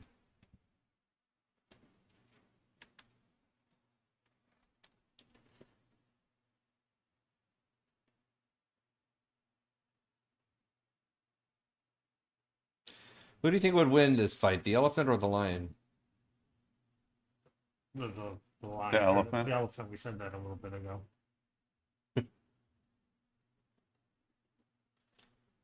Oh, Rachel and saw. She perked up when she heard your "oh my" again. Oh my.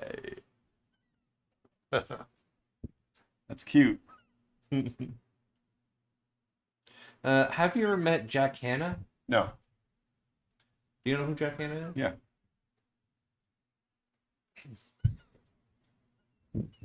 Never got to meet him. What did you animate in The Lion King? I animated Nala. Young Nala, the cub.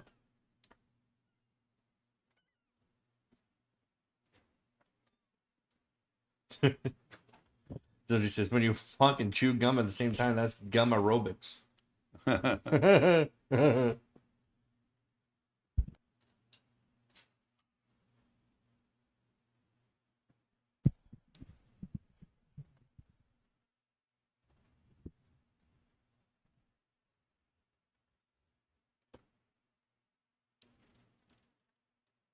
So what I'm doing now is I'm focusing on reflected light that's getting picked up, especially by bounced light, like over on this side of the head on the elephant. That light over there off of his ear is going to cast light against the tusk and the anatomy of the face. Someone says, blues, nice. Do you like the black keys? Yes. Yeah, they're pretty cool. I remember you did a similar drawing, but instead of a lion, it was a man. Yes. I introduced you as my favorite digital artist in my college class through PowerPoint, and I had used that photo. Oh, cool. Well, thank you for doing that. And you can thank Christina Rosget.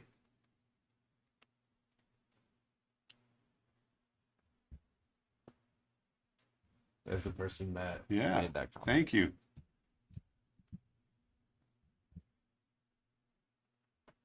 So what I'm using right now, I like this brush. I just decided to go and kind of jump over, and this is just a regular brush that comes with Photoshop. It's one of their brushes. I'm hoping I'm pronouncing this name right. Loish? Lowish? Loish? Mm-hmm. Stacy Wolf says, I saw you met Loish not so long ago. Yes. It was amazing seeing you two of my art idols in one picture. What was she like? Very, very nice. She's wonderful. Very, very humble, nice woman. Did you meet her during the Europe tour? Yes. Nice. Netherlands. Nice. Nice. Nice. We traded books. Oh. Did you ever watch Mutual of Omaha's Wild Kingdom? I Every missed that weekend. show. Yep, every weekend. Actually had breakfast with Jim Fowler Oh. years and years ago.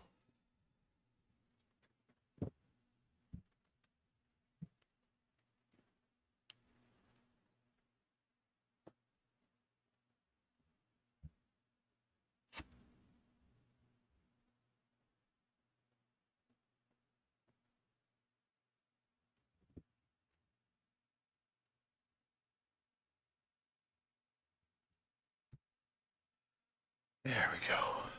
So we're getting a little, just by adding you can see, just by adding a little bit of reflected light, the effect you can get with light. You know, it's not just shadow. Shadow has a lot of light within it, and that's what we have to remember when we're working.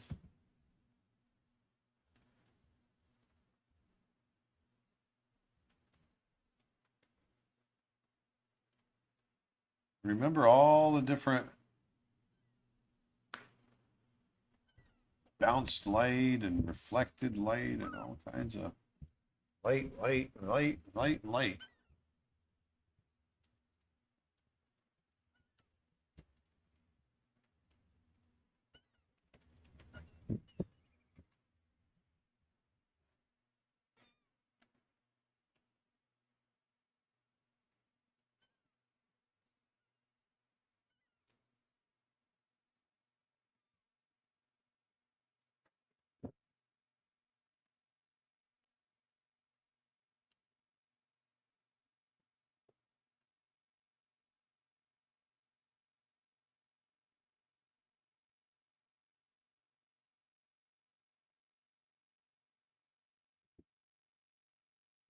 Which of these two songs do you like more? Bare Necessities or Hakuna Matata?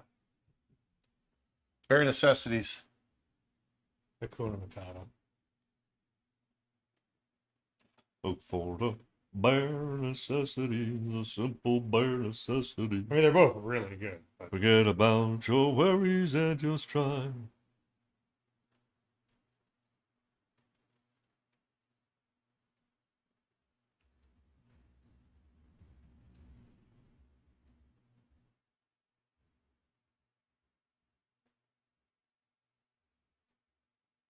someone's asking how long the sale on the annual membership is. That ends Monday. Monday, Monday, Monday. Sunday fun day. Monday, Monday.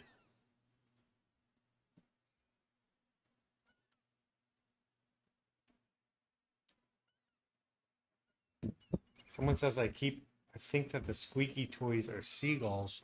We're not hearing anything here. Are you guys hearing any squeaking? No. Is it my chair? I don't think so. I'm not hearing it here.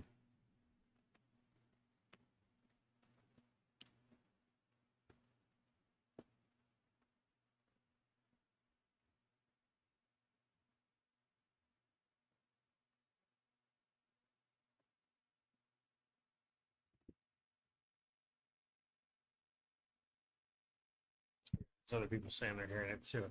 One of those put headphones in. I just put the headphones on, not hearing any audio or any. I'm hearing us talking, but that's not it. Not hearing any Sure, you screaming. can do the stream though. Yeah, through the stream.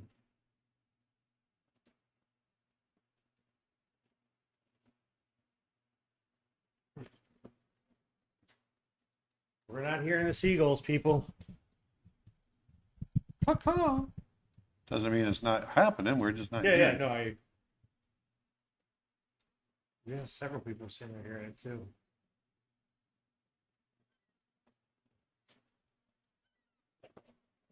Is it constant? Whoever's post in the comments if it's a constant sound or not. That could be like speaker feedback. Yeah.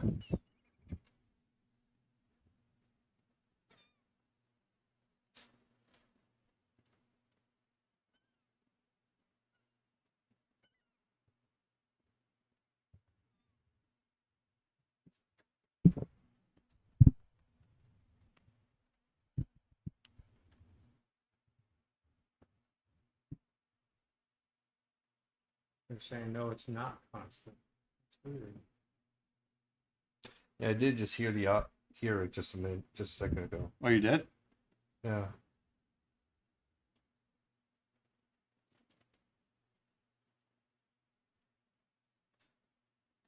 Someone says that's too bad. I was really hoping you were joined by the beach.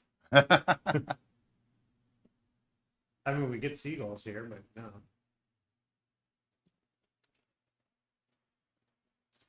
Do you guys have a Discord? Not yet. It's in the works.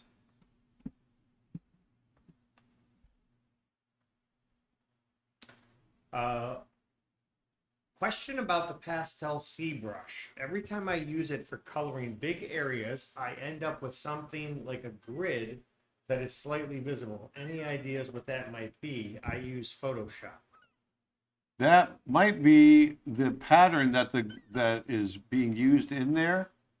That might be unavoidable because I don't. Because the pattern that I used in that on that brush was definitely like a tile pattern, so that might be what you're experiencing. Do you get that when you color? I don't do big areas with it, so I mean, you have, right? yeah, not usually though. I use usually my other brush. Yeah, it's going to be the pattern the textured pattern that I used for that.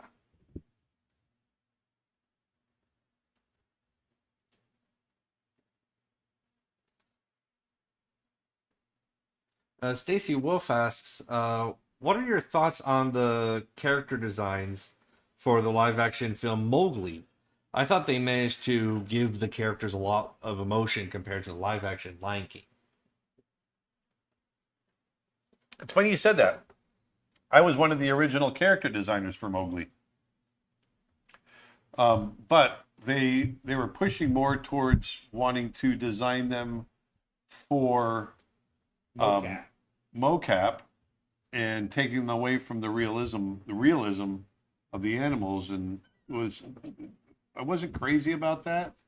And we kind of went back and forth, and I ended up actually, I did about 6 weeks, 7 weeks on the movie, and then I moved on.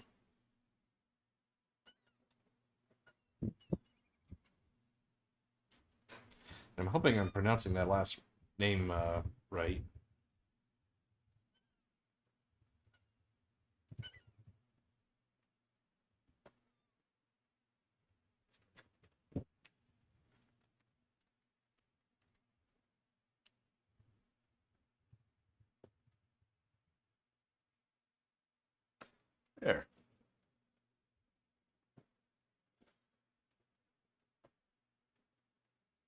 From Rowan Descaler, while the animations were being made, did the stories ever change, or were stories completed before people started animating and voice recording? On our movies at Disney, Yeah, did the stories ever change? all the time, every movie. They would change while we were animating. I remember on Aladdin, they shut down animation for about 6 weeks because the whole movie was completely rewritten after we had started animating. How So far the into the answer is animating were yes. you guys at? With Oh, it wasn't that far. like just beginning, Yeah. almost. Aladdin had a mother, and there was a whole bunch of completely different scenarios in the movie. What does? Oh, sorry. Go ahead. That's all right. He was stealing, he was stealing and stuff, but he was stealing to feed his mother, feed himself, and they found that the mother was kind of convoluting the romance story. And so they did what every Disney film does. They killed the mother off. This time it was off screen. Yeah.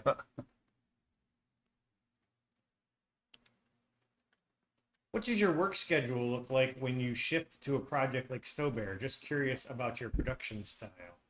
I work 8 hours a day. I get in, I usually try, especially if I'm doing animation, I try to be at my desk by 9 o'clock animating. And I'll break for lunch and go back, and I work until about 7 o'clock. And then I quit for the day and go back and do it again. We just had a production meeting about Snow Bear yesterday, and Yeah. we were just charting out a calendar and a production timeline and everything, and we guesstimated that it's going to take 10,000 drawings, just about, Yep. to finish the film. For the schedule that we gave ourselves, I actually figured it all the way down to I need to do a character drawing about every 10 minutes Yep. is what we figured out in order to do this, to hit the schedule.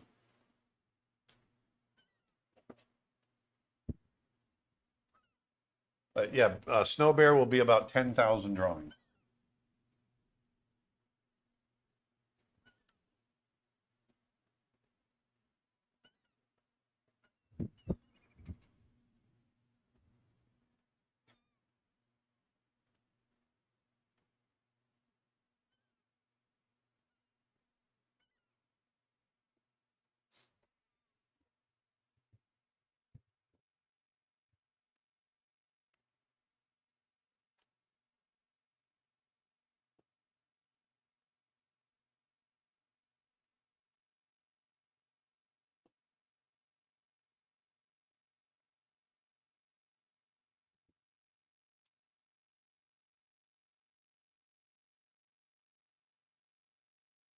Your headphones, Justin. Yeah.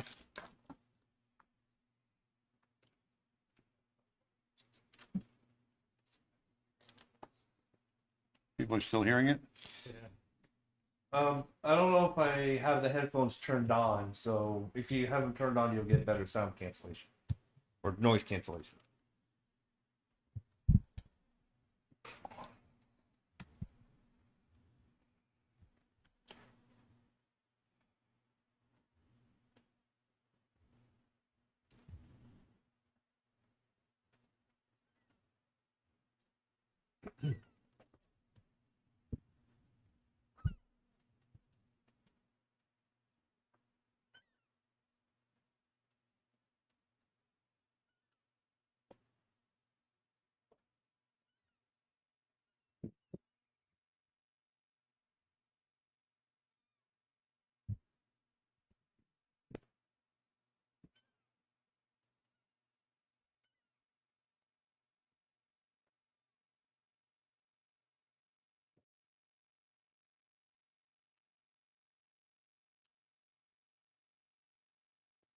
How many How many animators have ever attempted to solo animate an 8 minute short? Oh, a lot of guys have done it. Almost every college graduate does it nowadays, when they do their thesis. Snow Bear is actually 10 minutes. It's exactly 10 minutes. It's actually over almost 13 minutes of character animation because I have other animals in the short.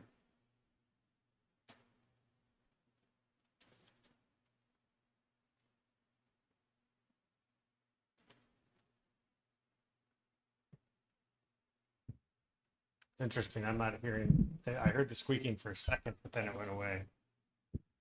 Does it sound like it's environmental or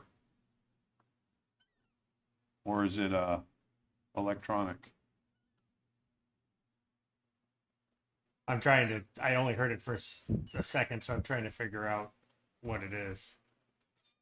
So do you think it's electronic or environmental? Cracking my joke, eh? I don't know if it's electronic or environmental. Sorry, I'm trying. That's No, exactly. no, forget it. It just went over your head. Sorry, I'm It's because I'm you're hearing trying to everything focus on delay. something. It's because you're trying to focus on something. You always have to say something twice to be sure, to be sure. It's only two times. Was there any animal that was complicated for you to ever draw out in illustration? Yeah, I mean all of them. They all are. Were there any that was so complicated that you just went, nope, screw it, I'm done. I Oh can't no, do it." no, there's nothing like that. Elephants are a good, perfect example of drawing complex. I think it might be some sort of mic feedback. Okay. What would you say you find as the most complicated? I just said elephants are pretty complicated. Where's your? Right here. Where's an extra? Oh, it's like It's in my pocket. it was tucked around and thing underneath the thing. Oh, maybe it's scratching against my shirt. That's what I was wondering. I was trying to. I mean, that wouldn't cause a squeak. I wouldn't think. Scratching against a thread of hair like a violin. Someone said it's random. Maybe it's actually the stylus on the tablet squeaking. Oh, maybe, but the stylus that I have, it's pretty silky smooth.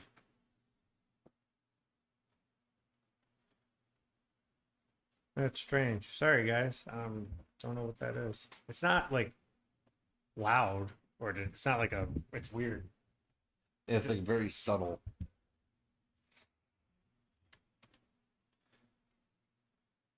He said it's not the shirt. I heard it when Nick was speaking through his mic.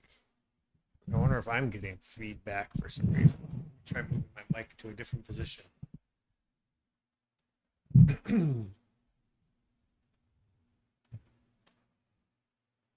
I adjusted my mic, everybody. Let me know if it goes away or not.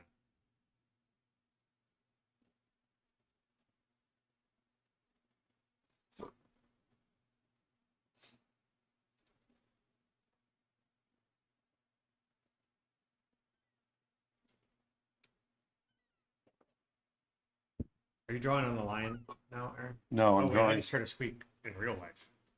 I'm drawing on the. You heard a click, maybe. No, I heard a squeak.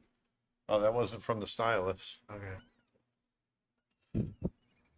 Well, you heard a click, click. You hearing boom. this? No, it was a squeak. It was like it sounded like nails on a chalkboard for a second. Oh, I don't know what that is. I don't know what that is.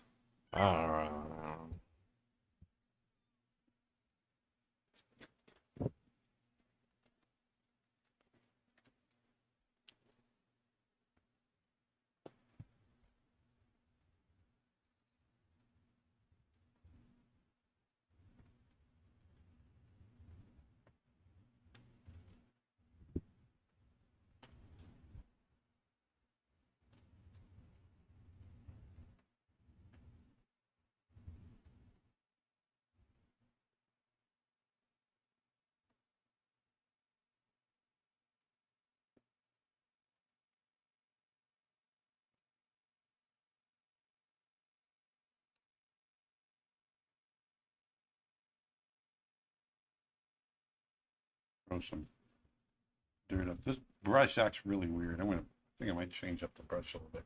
One of the things I like about this brush is how kind of organic it is.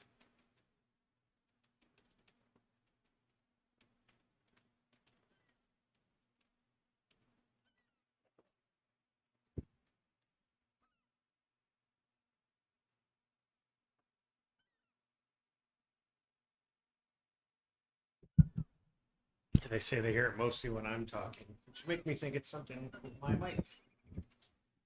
Some folks like Zunji saying it's actually kind of relaxing. Wrapped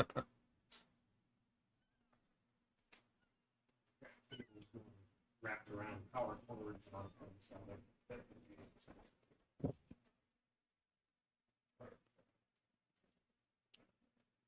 Martin Burger says, now I have to add a seagull sound to the live stream. Bingo.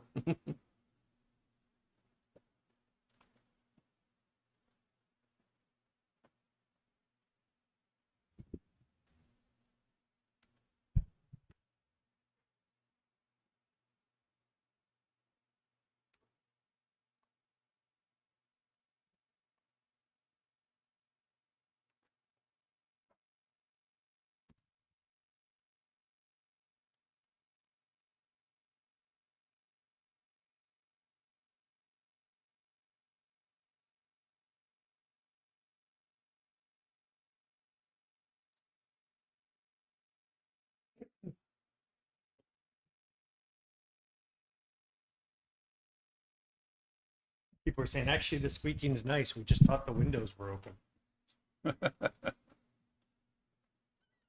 Well, there you go. There you go.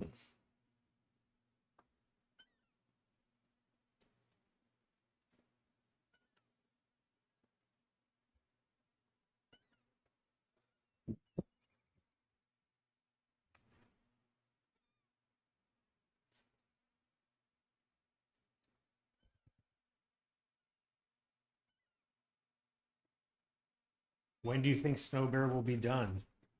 We are trying to get it done by Right? May or June of next year. A year from now. Are you talking about this painting? We're going to be here for a long time. Yeah, I know.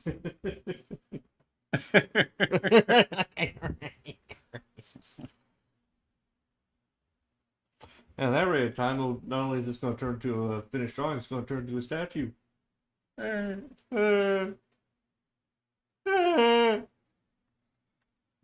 Gosh. Someone said, rest in peace, squeaking. So I think it might be gone. What's the accent that Sebastian in Little Mermaid has? He's Caribbean, right? Yeah, kind of a calypso, Caribbean kind of thing. How much of Snow Bear do you already have done? I've got it all storyboarded, and we've got it all storyboarded, and That's it. hold on one second here.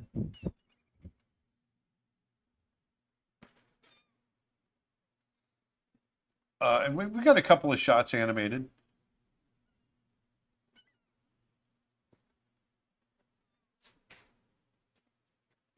Is this painting from your imagination? Yes and no. This is You want to show the reference? Yeah. Just to have it? I'm trying to rotate it back.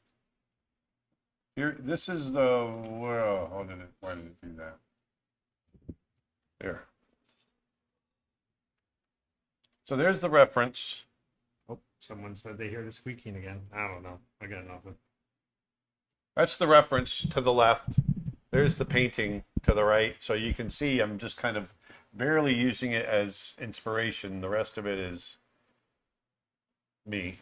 So that's it. That's it. That's it.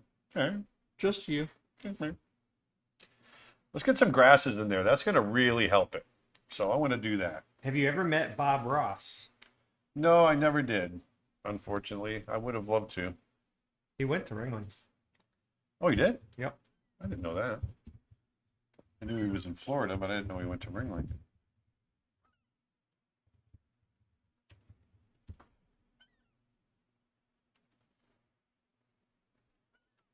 So I'm just going to do a layer of grass over the top.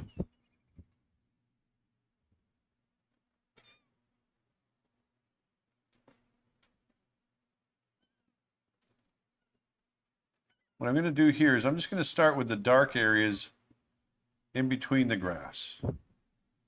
So what you're going to see me do is just kind of, I'm creating the shadows of the areas in between the grasses. It's going to look really weird. I'm doing this on top of the dust layers.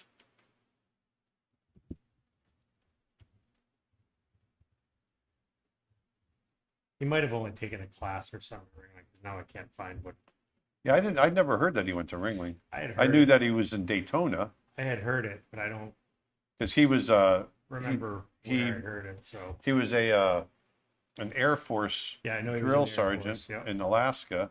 Yep. So all those mountains he was drawing, he was or painting, he was remembering his time in Alaska. Do traditional paintings tend to be more valuable than digital paintings, or are they about equal in value? No, traditional are more valuable. Well, I think that depends on what you're talking about, because if you're talking about selling them in galleries, then yes. Yes. But if you're talking about doing commercial work for a production, Then yeah, that's a good point. If you're talking about fine art, then yes, usually traditional work is more valuable. If you're talking about illustration work, it doesn't matter what the medium is.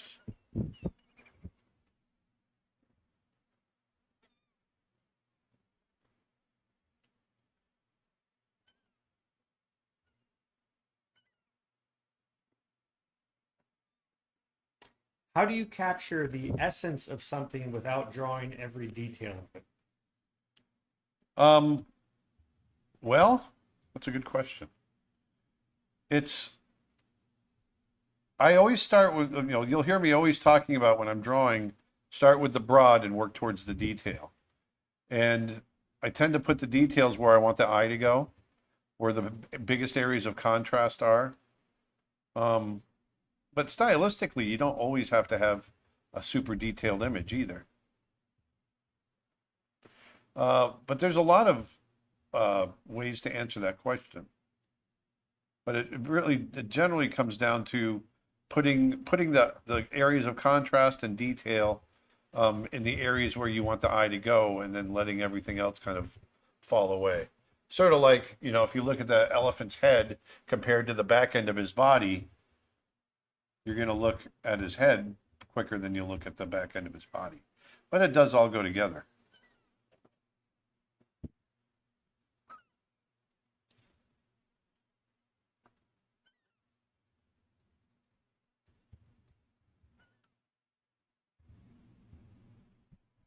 So here you can see what I'm doing is I'm drawing over those shadow areas, because those ultimately will give this depth.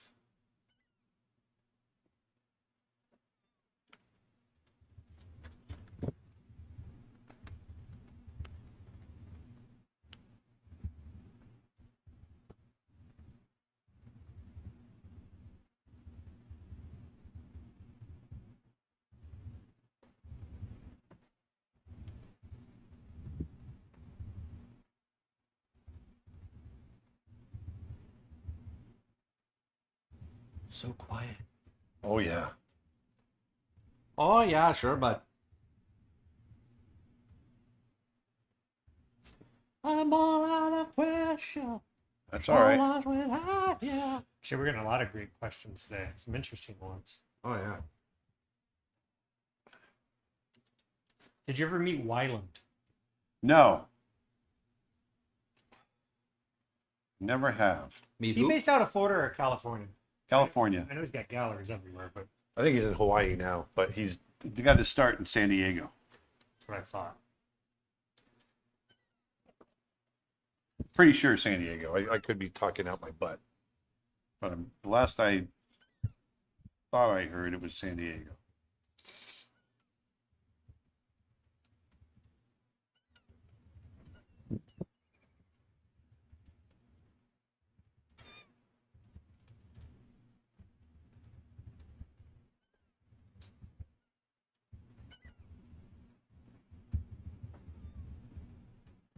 So just slowly building this up.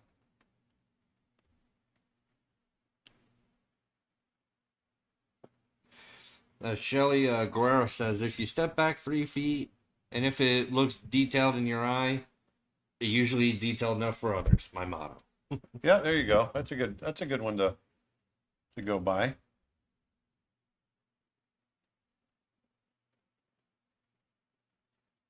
Have you ever met the famous Dustin Blaze? Well, let me tell you. Let me tell you something about that, Shani.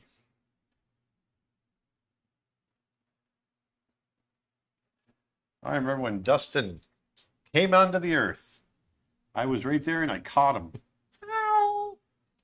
Dustin came out with 2 black eyes and a dislocated shoulder. For real. You know, I always joke that I fought Mike Tyson in there. yeah, no. Dustin's mom had both our kids had them natural, and both Dustin and his sister were born in the same bed. And I was right there for both of them and caught them when they came out, and I cut the cord when they came out, after they came out. Oh, they were home births? No, they were at a birthing center. Ah, gotcha. So we had the same room and the same bed for both of them. They're only 14 months apart. Oh, yeah, that's right. So, and Dustin and his sister are only 14 months apart.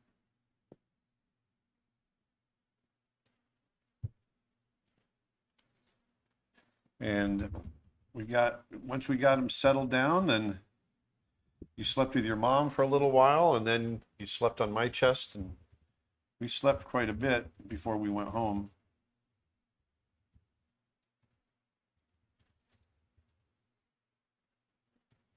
Yeah, cute little baby. What the heck happened? Yeah.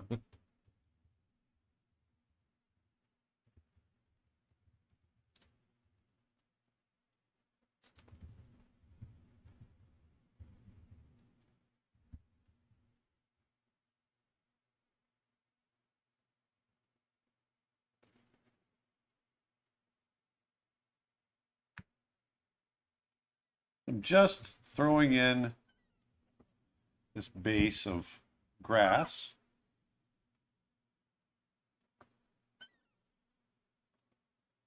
How many different versions of Snow Bear did you design before settling in on the final character design?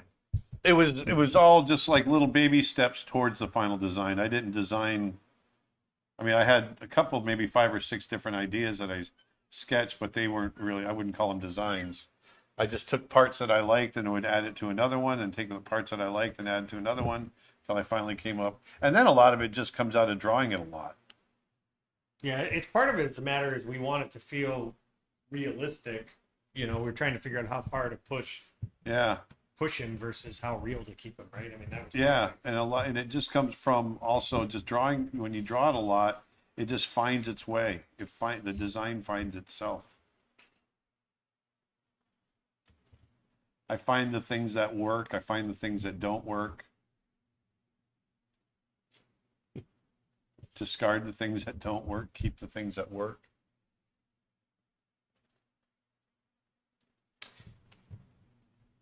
Barnburger says, now I have a picture in my head of baby Dusty just saying, "Get to the chopper." This weekend, use promo code SNOWBEAR2022 for 25% off any art tutorial, animation lesson, animal drawing course, brush set, or more Do it.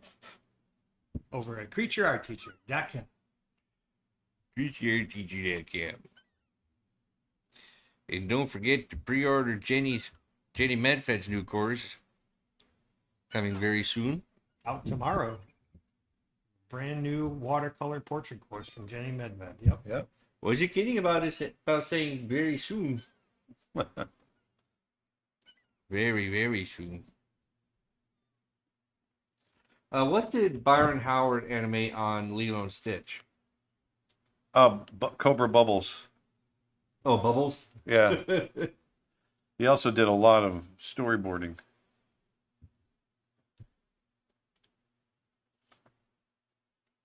Well, so he bounced between that and Brother Bear because they were No, because the character animation was done on Lilo and Stitch first. Gotcha. Do you know Glenn Vilppu? I know Glenn Vilppu very well.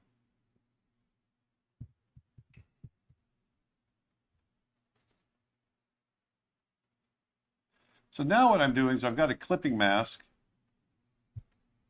Someone wants to know, where can I buy the brush with which you draw? You can get it on our website.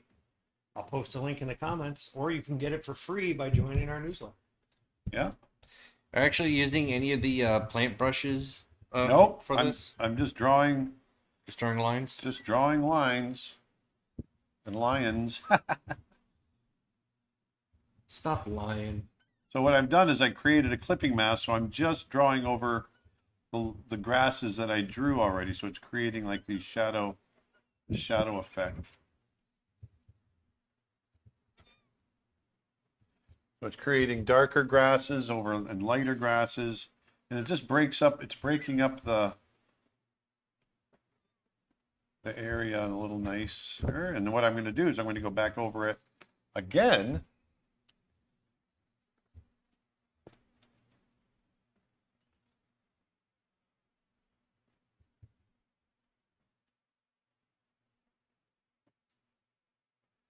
There.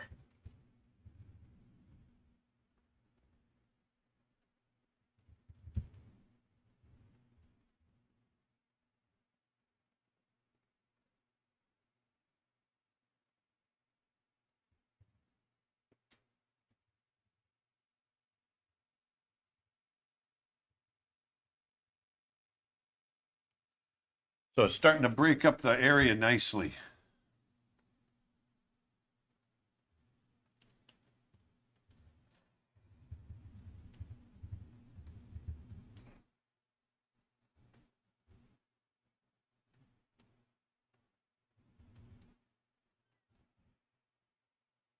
There we go.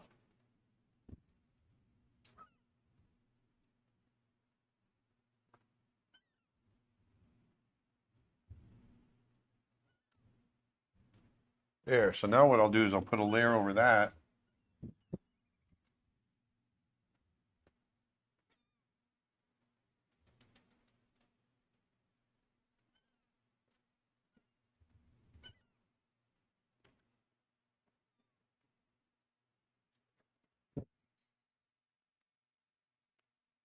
What I'll start doing now is breaking up, just breaking it up visually. So you can start getting the grass pattern.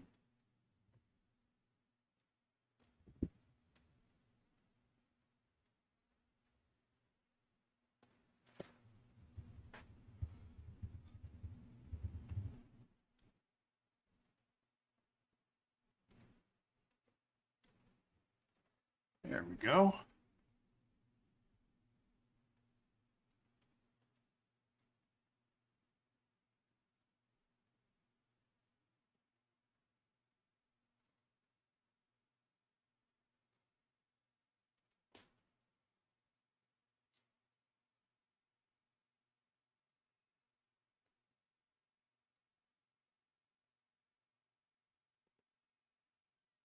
Well, we're at 2.5 hours. Sorry, guys.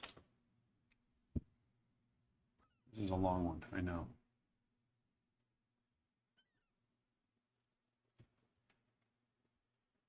But we're getting some good grasses in here. And here.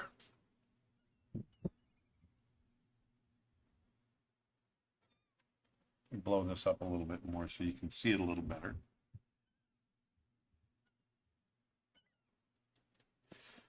And then we'll hit just another touch brighter. And then in the background, we'll throw in some really bright grasses.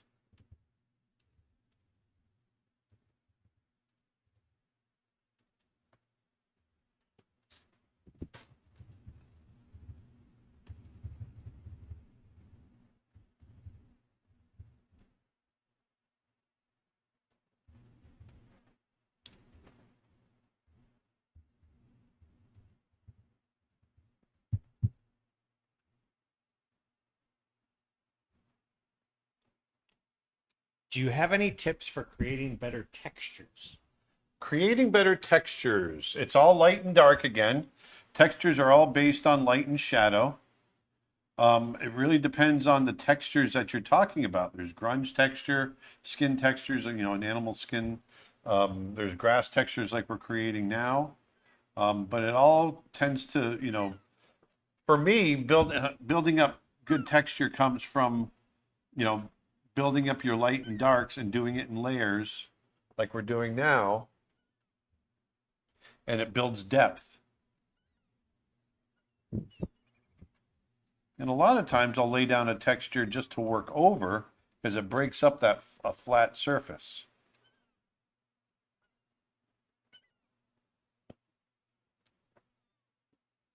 Mark from Ireland asks, how do you decide where the sunlight hits the subjects?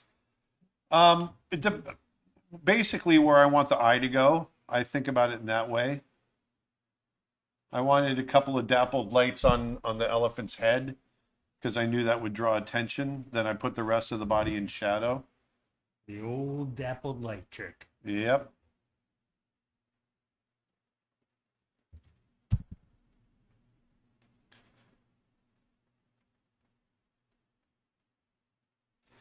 What mammals are your favorite in Yellowstone, in Wyoming and Montana? I really love the bears, and I love and the bison, obviously. Wolves. I like them all. Anytime you get to see a wolf in Yellowstone, that's a treat. They're all a treat, but wolves are really rare to get to see with any kind of significance,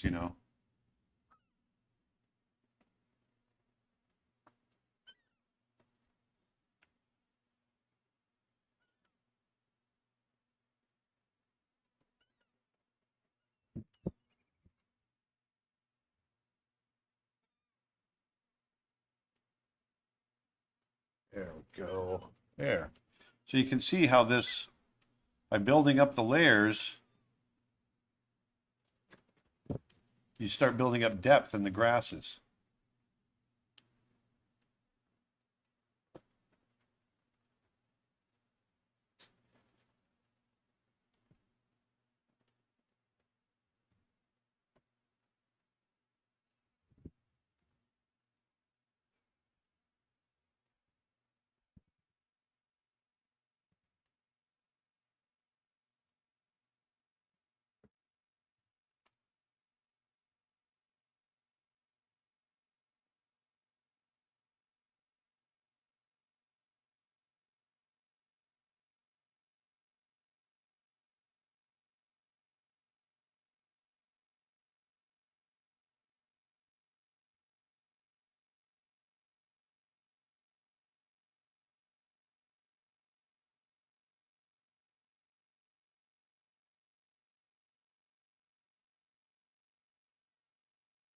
The lion is going to take probably a little bit more time to finish.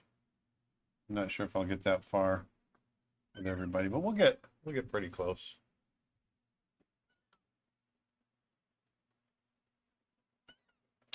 How did you learn to make realistic lighting? I really struggle knowing where things go and how intense to make it. Just by doing it a lot, studying it, drawing from life, looking around you, looking at other pieces of art that do it. Really studying light. Look at, you'll be surprised at how much you'll pick up once you just start looking around and observing what's around you. That's really where I got it from, just observing. Look at how light plays on objects. Look at how light glows, how it bounces. All of that. Start looking at the world around you in a way like, how would I paint this? That's where I started really figuring stuff out, is when I started looking around the world with intent. The intent being, how would I paint this?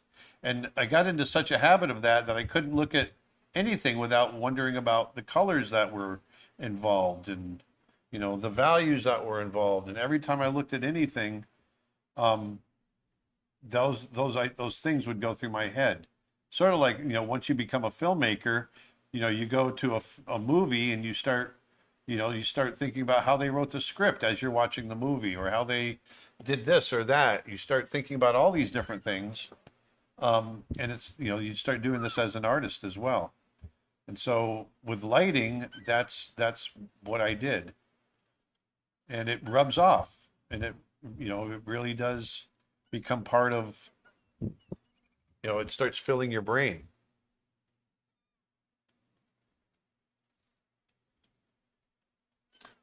What is the airspeed velocity of an unladen swallow?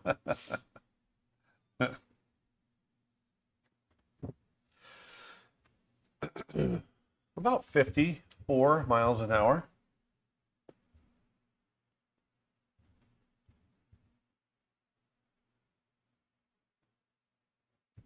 The answer is, you're supposed to say, is that an African or European? Exactly.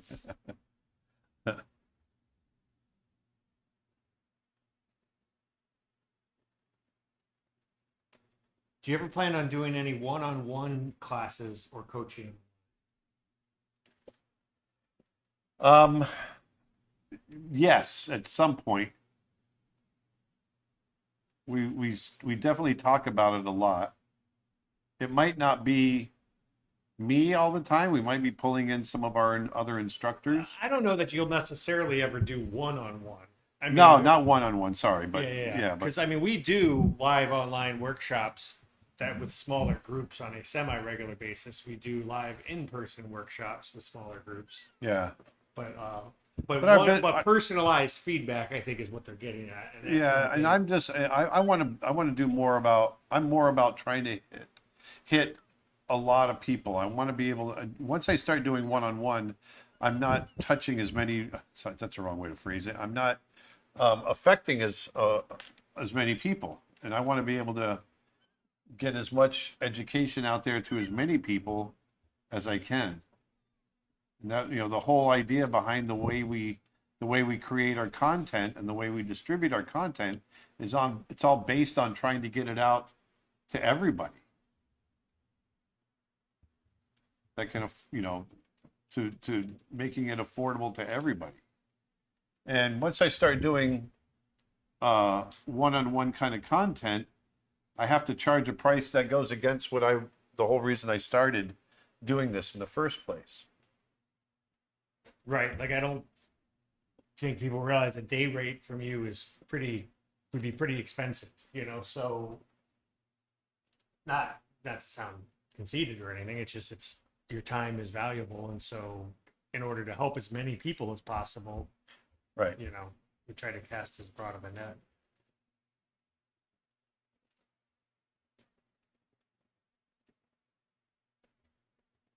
But never say never either. You never know. Yeah. I mean, who knows?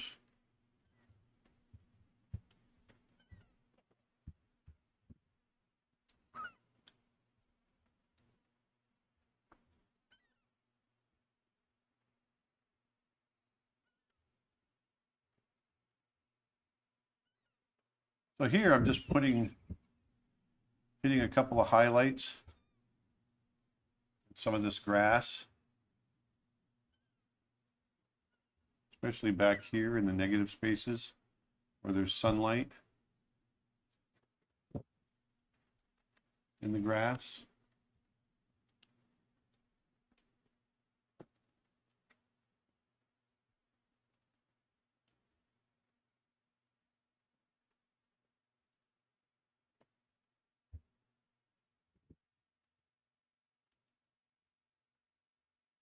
Just want to push the range of value, the value range within the grasses just a little bit. I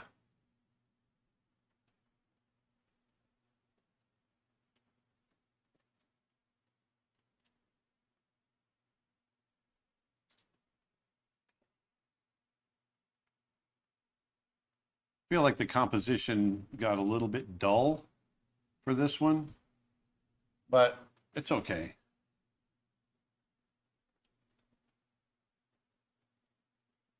I do think I need a little bit of darkness in the foreground just to push that depth a little bit.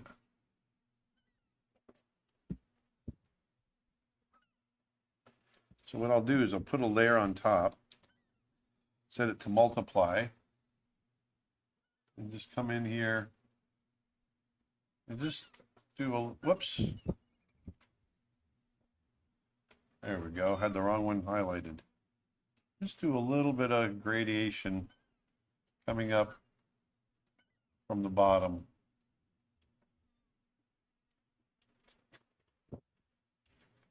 There. That gives us a little bit more variation in value. And I think it helps with the composition a little bit more. What that does is it enables me to draw under that value I just laid down, that dark value, and I can push the values within that a little bit, but still stay within that shadow that just laid in there.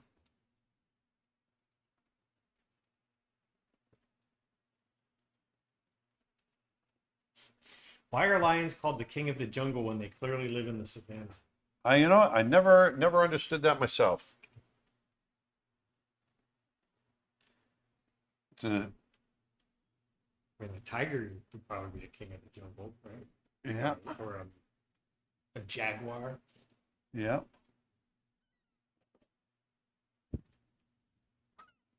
I think it was someone that didn't know where lions came from. I mean, there used to be European tigers and different, or sorry, European lions and different species of lions, but I can't imagine it goes back that far. No.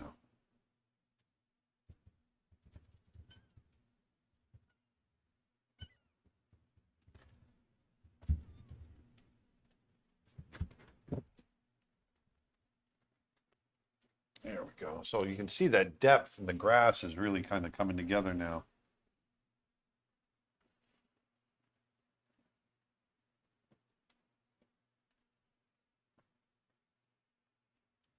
Oh, I looked it up. Jungle is the word in Hindi meaning a not inhabited place. That's the word that it comes from. It's not the jungle that we think of. Oh, that's interesting.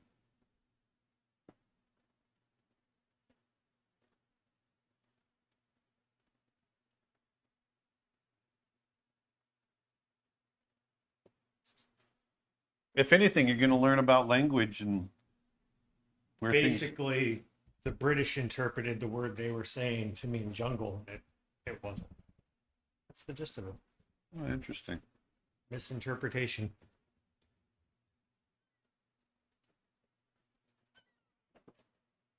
See, these live streams are fun and educational. And educational. That's right.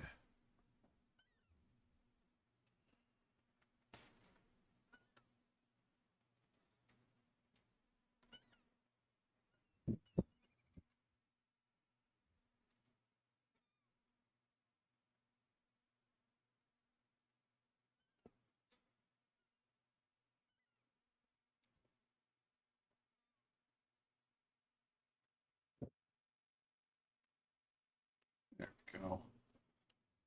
There we go. There we go. There we go. Oh my.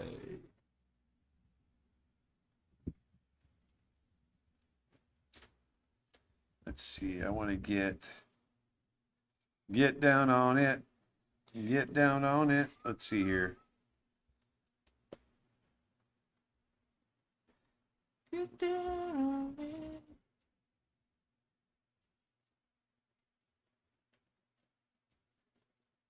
Want to get the shadow underneath him a little more established.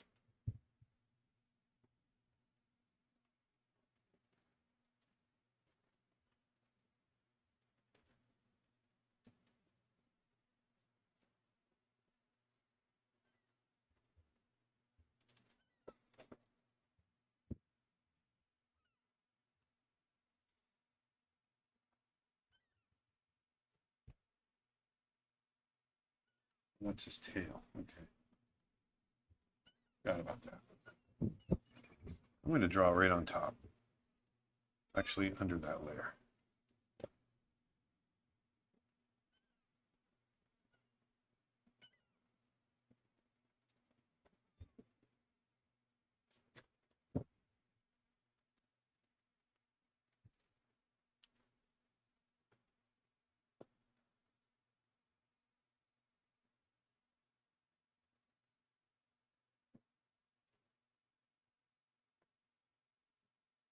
Hey, Aaron. Hey, how's it going? How's it going, eh? Uh, so I don't have any computer or laptop to get that program to do digital artwork, but would it still be good if I'd be a member to learn from your hand drawing learning lessons? Of course, you can. A lot of my lessons, you can still follow along. Uh, you can still follow along by hand, especially my animal drawing courses. Those are all meant to, you can, being able to follow along with paper and pencil and all that.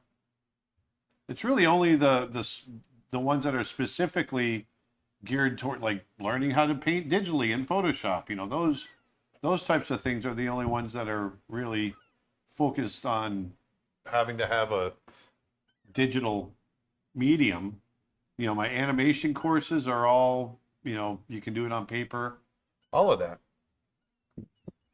So knock yourself out.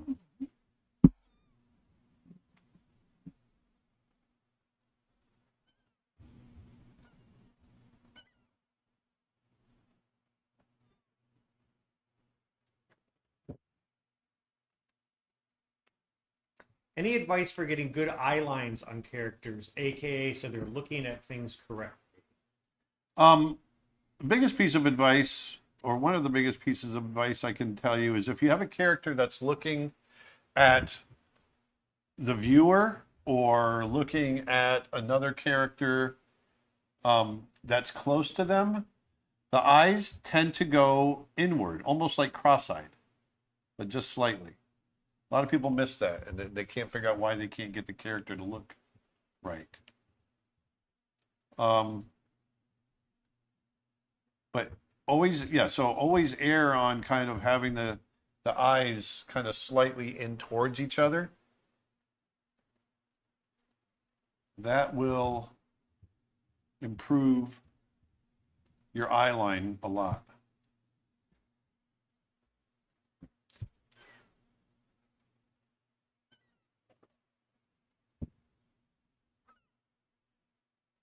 Can you zoom and pan a little bit on this, please, so I can see the detail? Yes, 1 second.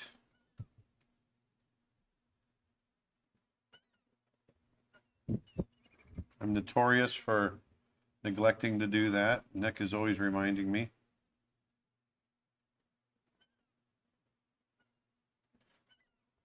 So I'm working on the lion right now, obviously.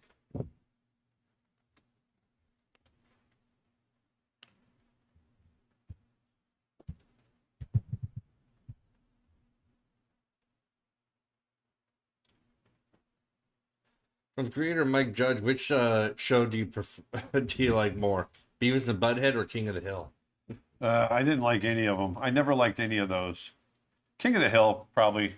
I couldn't stand Beavis and Butthead when it was out. Do you see that the movie's Beavis actually and Butthead's really good. having a new movie? Yeah.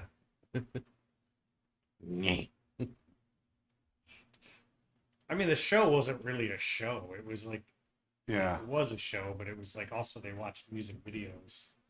But the Yeah. movie was actually surprisingly entertaining. Did I see the movie? I don't remember if I saw the movie or not. Shut up, Beavis. Shut up, Beavis. Fire! Fire!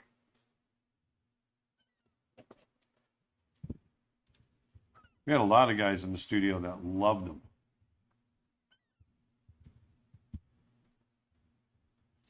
I'm Cornelia. Need pee-pee from my bank hall. It's too stupid for me. The movie has a, Don't get me wrong. I like stupid humor. the movie has a 70% on Rotten Tomatoes. I'm sure it does. I can't remember the movie though. I don't remember seeing. You might not have seen it. I mean, if you didn't like the show, why would you watch the movie? And of course, there's King of the Hill. Yeah. It was okay. It was King of the Hill. Like, I would watch it if I caught. Like, I would never go out of my way to see it, but sometimes I would like just find it was on, and I'd be like, there's nothing else on. Yeah, the woman that did the voice of the son, Yes. she did a voice on Brother Bear, I think. Pretty sure.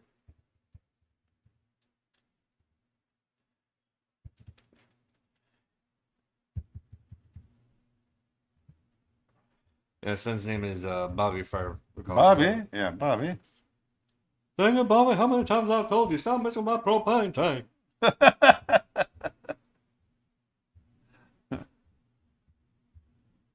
Sorry, Dad.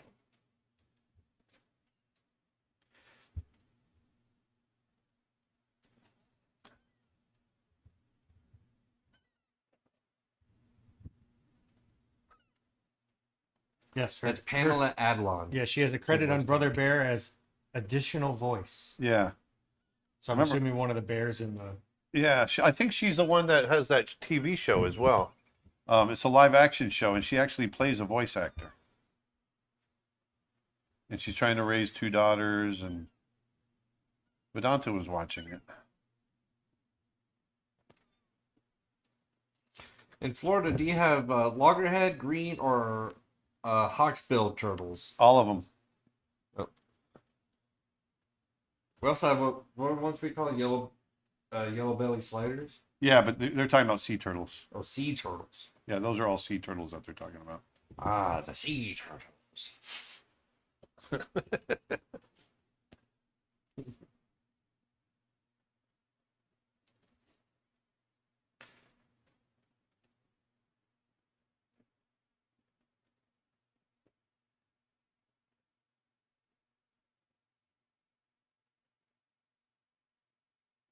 How do you keep your character consistent? Is it pretty hard to draw the same thing over and over again without changing it slightly? At first it is, but when we're animating a character, we find a way to build that character. The way literally we build them in our drawings. And once you figure out how to build them, and that it also teaches you proportion, then you can draw your characters consistently over and over again.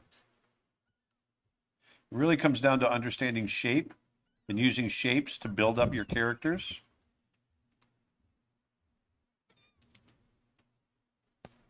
Have you heard about the mysterious elephant deaths in Botswana? I heard something about it. I've been hearing about some rhino deaths actually. So 39. Well, this is from last year, so the article that I just found, so I don't know what the current numbers are. Well, I do know, like at one point this is years ago, as a result of poaching, they were finding these rhinos that were killed years ago, but it wasn't from poaching, and they couldn't figure out what it was.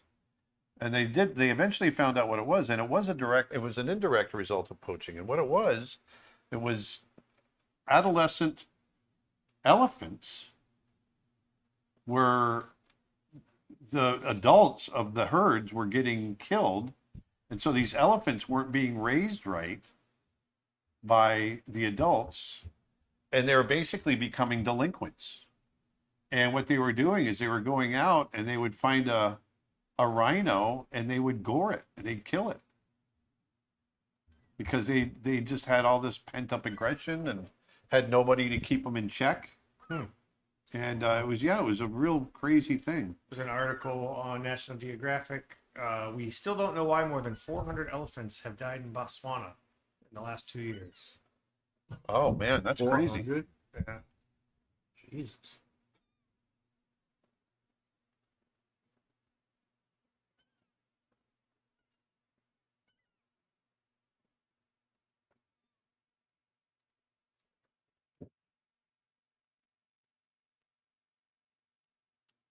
Actually, I'm getting this lion put in pretty quickly.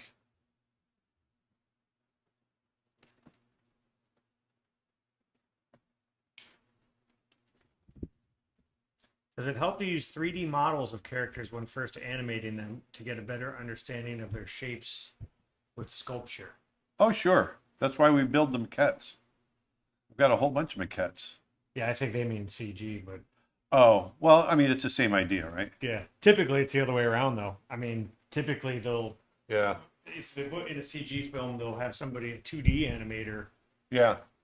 animate the character first to get an idea of how it's going to move before they build the rig. Is Disneyland overrated? I don't know. It depends on what you like. If that's what you like, I'm not a big theme park guy, but you know, I definitely understand the appeal of Disney. I enjoy Disney World. I've Disney- never been to Disney Disney. park? I've never been to Disneyland. I've always heard If you've been to Disney World, then Disneyland is a letdown. that's what I've heard. That it's kind of underwhelming. If you, Yeah, it actually it feels like a a little park. It feels like a little Eastern theme park compared to Disney World. Disney World's an entire city.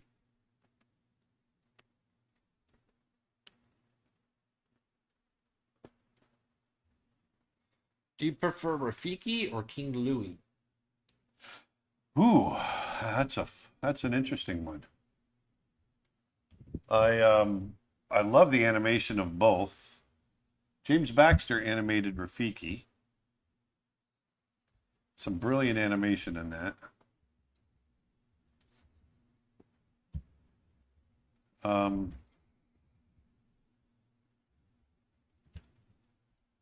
King Louis is pretty darn cool in the way that he dances and all that stuff. He's got his own singing number. I'm gonna have to say King Louis. Yeah, even the live action version, he's voiced by Christopher Walken. I mean, come Yeah. on. And the little Easter egg that I remember, and I don't know if they did it on purpose or not, I'm pretty sure they. but in I think they know what they were doing. in Jungle Book, right before in the new Jungle Book, the live action, right before Mowgli, right before King Louis speaks, right before we hear him, Mowgli picks up a cowbell, and he's looking at it as part of the treasures that in the treasure room, and he's holding a cowbell when we hear Christopher Walken speak. I got a fever, and the only prescription is more cowbell. yeah, that was intentional, by the way. Jon Favreau confirmed that in an interview. That once they got around to casting Christopher Walken, they put the cowbell in the scene. Oh, I didn't know that. Okay. Well, good. I caught something. There. Easter egg. Guys, the song's great, although it could use a little more cowbell.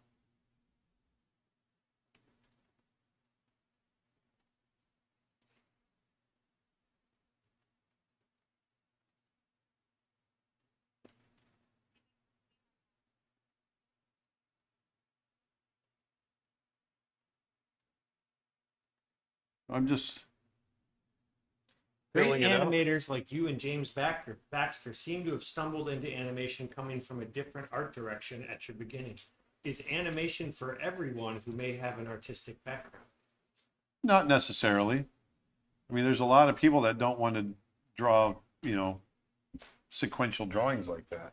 Yeah, but I would say there's Unless I misunderstood. you could come from any artistic background. Oh, yeah. I may have been I misunderstood the gist of the question. Yeah, yeah, exactly. You can definitely do that.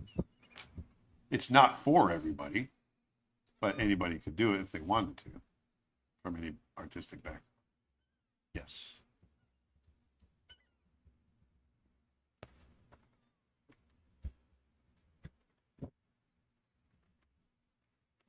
I hate this lion's mane. Doing something wrong here.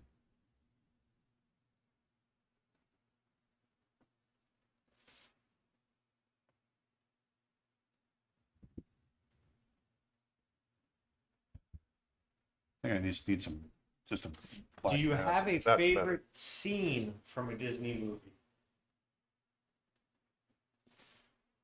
Favorite scene? Oh, that's better. I needed it to come down more. I'm gonna have it blur out a little bit too. Yes. It's the First 10 minutes of first 10 minutes of Up, the first 5 minutes of Bambi. I'm a Bambi sucker. I love Bambi so much. The shots, and it's just the little poetic shots of like Bambi's mom, small in the frame with a panning camera as she's walking through the forest. And just that shot altogether, it's a forest. That's what's so beautiful about it. It's absolutely a forest, and it's with a deer in it.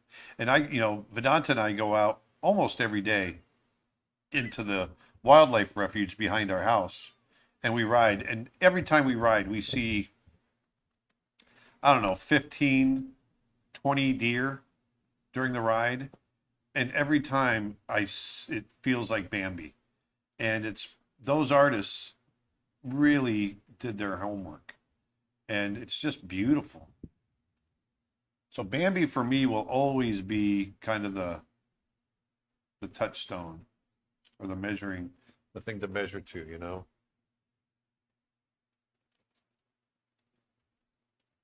Right, so now I'm just going to touch this up. Actually, I'm going to finish this painting.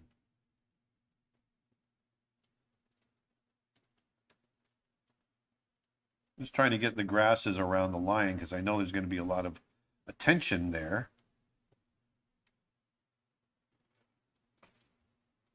The lion is all made up. So the lion was done out of my head. That's why I was struggling with that mane a little bit to get that mane to work right. Actually need it to be a little brighter. Right here. There we go. It rounds out the body a little more.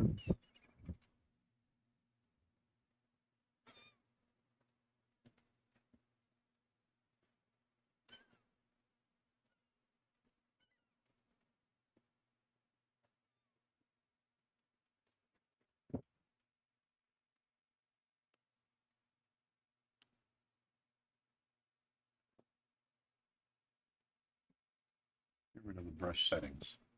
That helps.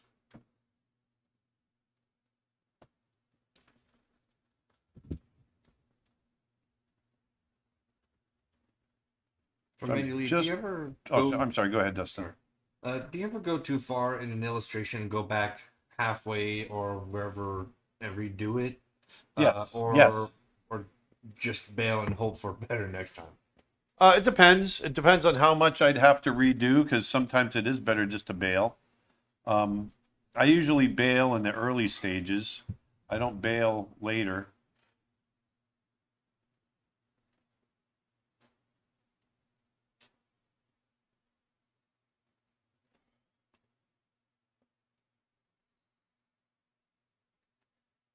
You know? Yeah, I like having that big black mass of fur. It's a nice place to kind of relax a little bit. What is the thought process behind your color picking choices? I try to, especially in situations like this, I try to pick kind of analogous colors that kind of are next to each other on the color wheel, because I want this to be pretty much all warm.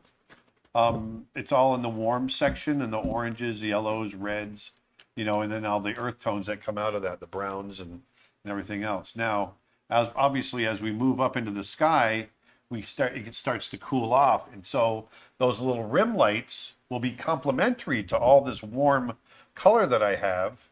The reflection of the sky, like if you look along the edge of the left side of the elephant. And that, a lot of times when you have these little touches of complement, it really pops, and it gets it they're nice little additions that make the painting feel less monochromatic, and it just works better. You know what this needs is like another lion in the foreground on the right. I'm not going to, but I think it needs like a female or two in the foreground, kind of breaking the bottom border. I'm going to do this. I'm going to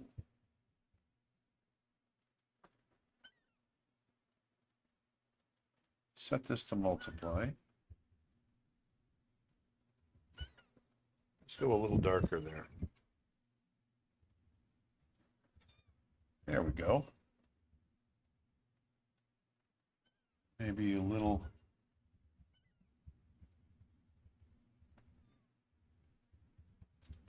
I want the line to pop out a little bit more. So what I'm doing is very slightly just darkening around him to get him to pop a little bit.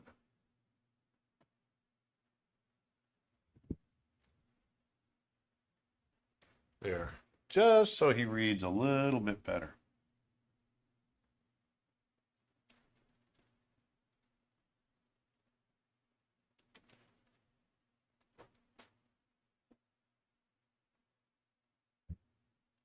There we go.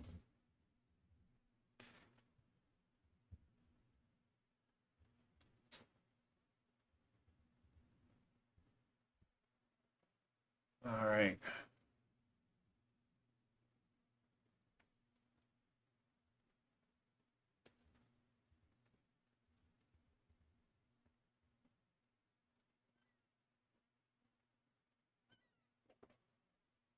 When you worked at Disney, did you know any animators or artists who were from Europe? I think I knew a lot. Yeah, tons. I knew a lot of artists from Europe.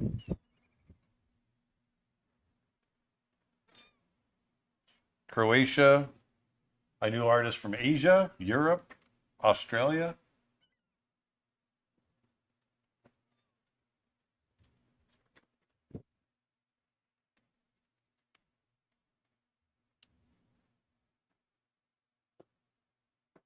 I'm just going to add a little bit of kind of texture back here.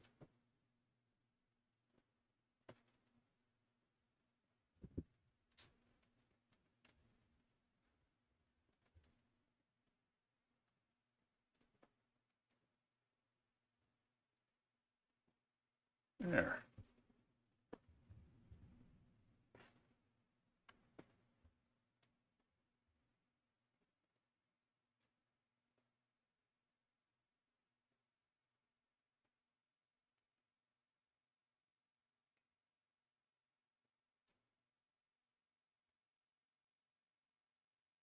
Get a little bit of texture in the grass. A little dust texture. Texture. Texture is where it's at.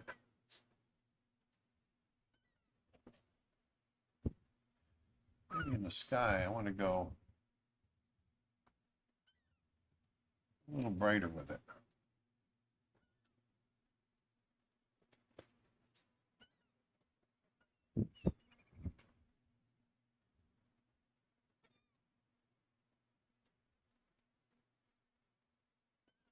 There. Let me get really kind of hot with it.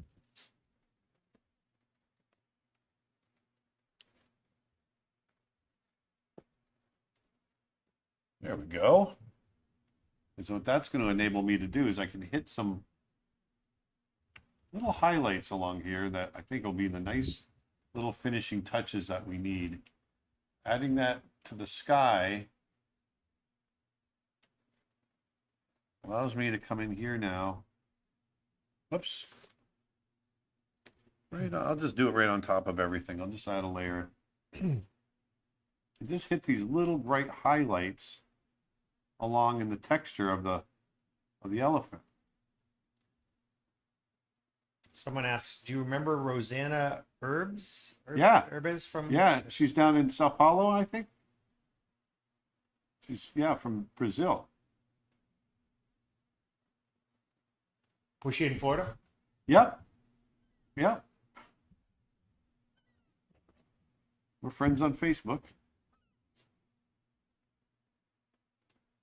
What Australian animal is your favorite mammal and bird reptile? Quokkas. Quokkas? Quokkas. And, Are those the ones that always smile? yep. And wombats. Because they poop squares.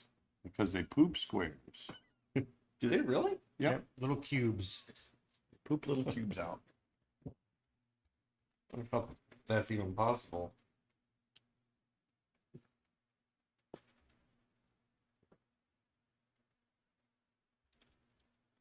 Favorite Michael Jackson song? Billie Jean's pretty hard to top. Yeah. Beat it.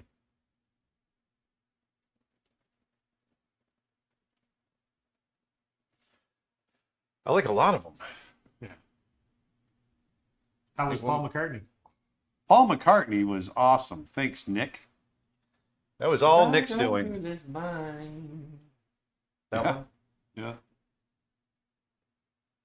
Yeah, for the longest time, I had no idea that was Paul McCartney and Michael Jackson together. Oh, really? Yeah. Yeah. Because I I guess you remember wouldn't, hearing yeah. that. I had that particular Michael Jackson song on the playlist, but it never The mentioned doggone girl is alternate- mine. the other singer's name. Yeah. And I don't really listen to Paul McCartney a whole lot by himself. I only listen to the Beatles mostly, Right. Or Wings. or Wings. But yeah, so I thought it was just some other random singer. I didn't know exactly who it was. But then on my way here for the concert, I had a whole Paul McCartney playlist running, and that song came on. I was like, What? "That's the guy." Pretty cool, huh? It's fun Yeah. when you make discoveries like that. All this time there was Paul. I had no idea. Yeah. Who would have thunk it? So I'm just hitting this highlights ever so slight just to brighten up the edges.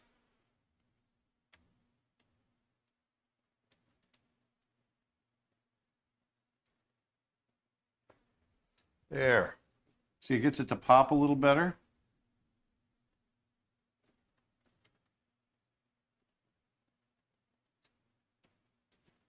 Definitely on his head. I got to get that.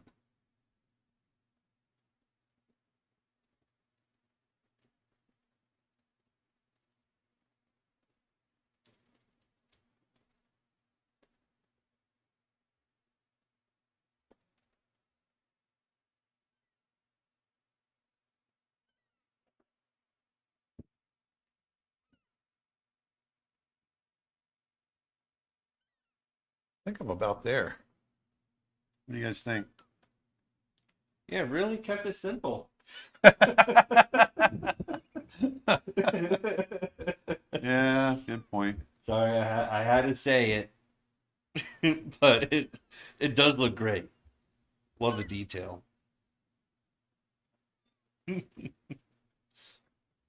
What's your opinion on small dog breeds like miniature poodles, chihuahuas, etc.?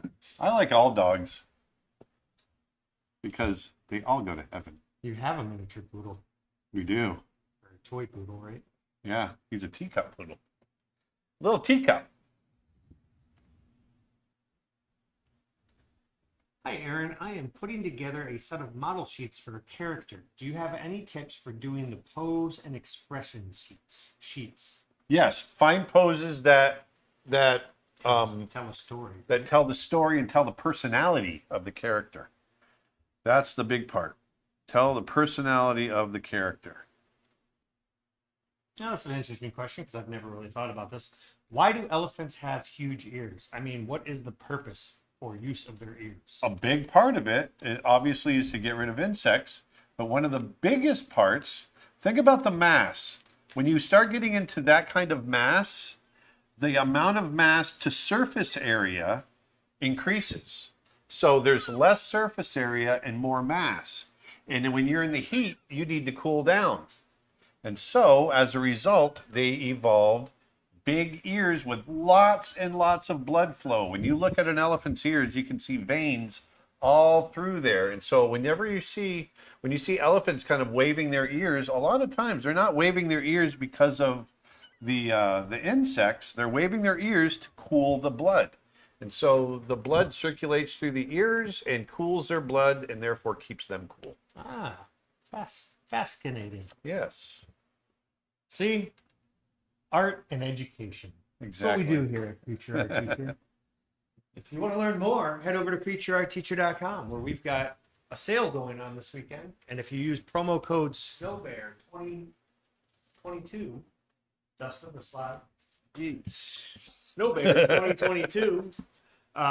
You'll get 25% off any order, including animal drawing lessons, animation courses, storyboarding courses, animation tutorials, Photoshop brushes, artist reference photo packs, the whole kit and caboodle.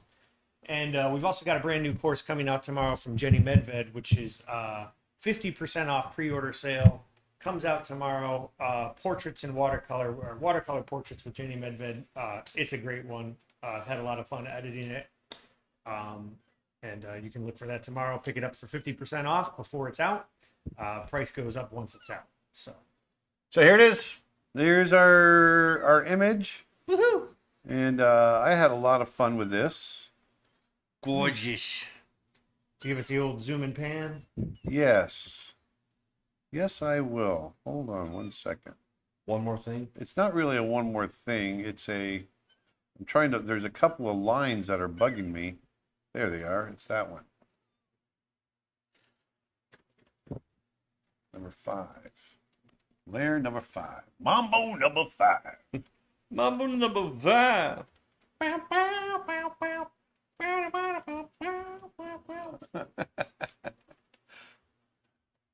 Yeah, mambo. There. So there we go. Is that zoomed in enough? Yeesh. More. There's our lion. So you can see, I like to keep things somewhat loose, but you zoom out and they tighten up. Another fun fact: this would be probably an older male lion because he's got a darker mane. Exactly. Yep. You nailed that. Which The is darker the exactly. mane, the older they are, right? Yep. There it is. So would you say that in the Lion King movie, that Scar is the older brother. Scar's the older brother? Yes. Yes, he is. So there it is, folks. The elephant, the confrontation, the conflict, the standoff, Beauty. whatever we want to call it. That was fun. And once again, let me pull up the reference. So this is an image that I was watching a documentary, and I really liked the idea of this big bull. And so I photographed it and just put it into my library for inspiration later on. And here we are. Here's the image now, and I'm happy with that. So kind of in the spirit of look up the artist Wilhelm Kunert. Wilhelm Kunert was a painter around the turn of the century, a German animal painter, and did some beautiful, beautiful stuff. A lot of his paintings were destroyed by the Nazis in World War II, but the biggest collection of his work is actually in the Fort Worth Zoo, and he had this spirit, the way he painted animals, African wildlife, that it's just amazing, and it's always been an inspiration for me. And this is kind of what I was trying to channel when doing this. When you first said Wilhelm, I instantly thought of a scream. Oh yeah, that's Monk. But anyway, I posted a link, or I posted his name rather in the comments so people can look him up later. oh good. Wilhelm Kunert. Yeah, and I've got a book of his that's just absolutely awesome. I don't know where it is in my bookshelf right now. It's in here. But anyway, I hope you guys had a great time today. I had a blast. This was a long one. We went over 3 hours today. Yeah, But it was nice to finally sit down and just do some painting. I haven't done this in a while, and just do some digital work. Go on out there and have a great weekend. Have a safe weekend, and produce some art. Put some beauty back into the world. Spread some love. And remember, we've got some sales going on over at Creature Art Teacher. And if you want to get any of these brushes, including some other brushes we've got, go on over and sign up for our newsletter. And you can get those plus my PDF on how to draw elephants, which we did today. For free. For free. for free. All you do, I guess technically it's not free because you got to do the labor of actually signing your name to sign up for our. Oh, so tiring. But anyway, I hope you guys have a great week, and I will talk to you next Friday. So until then, put some beauty back in there, and we'll talk to you later. Cowboy Bebop. Bye bye. Bye.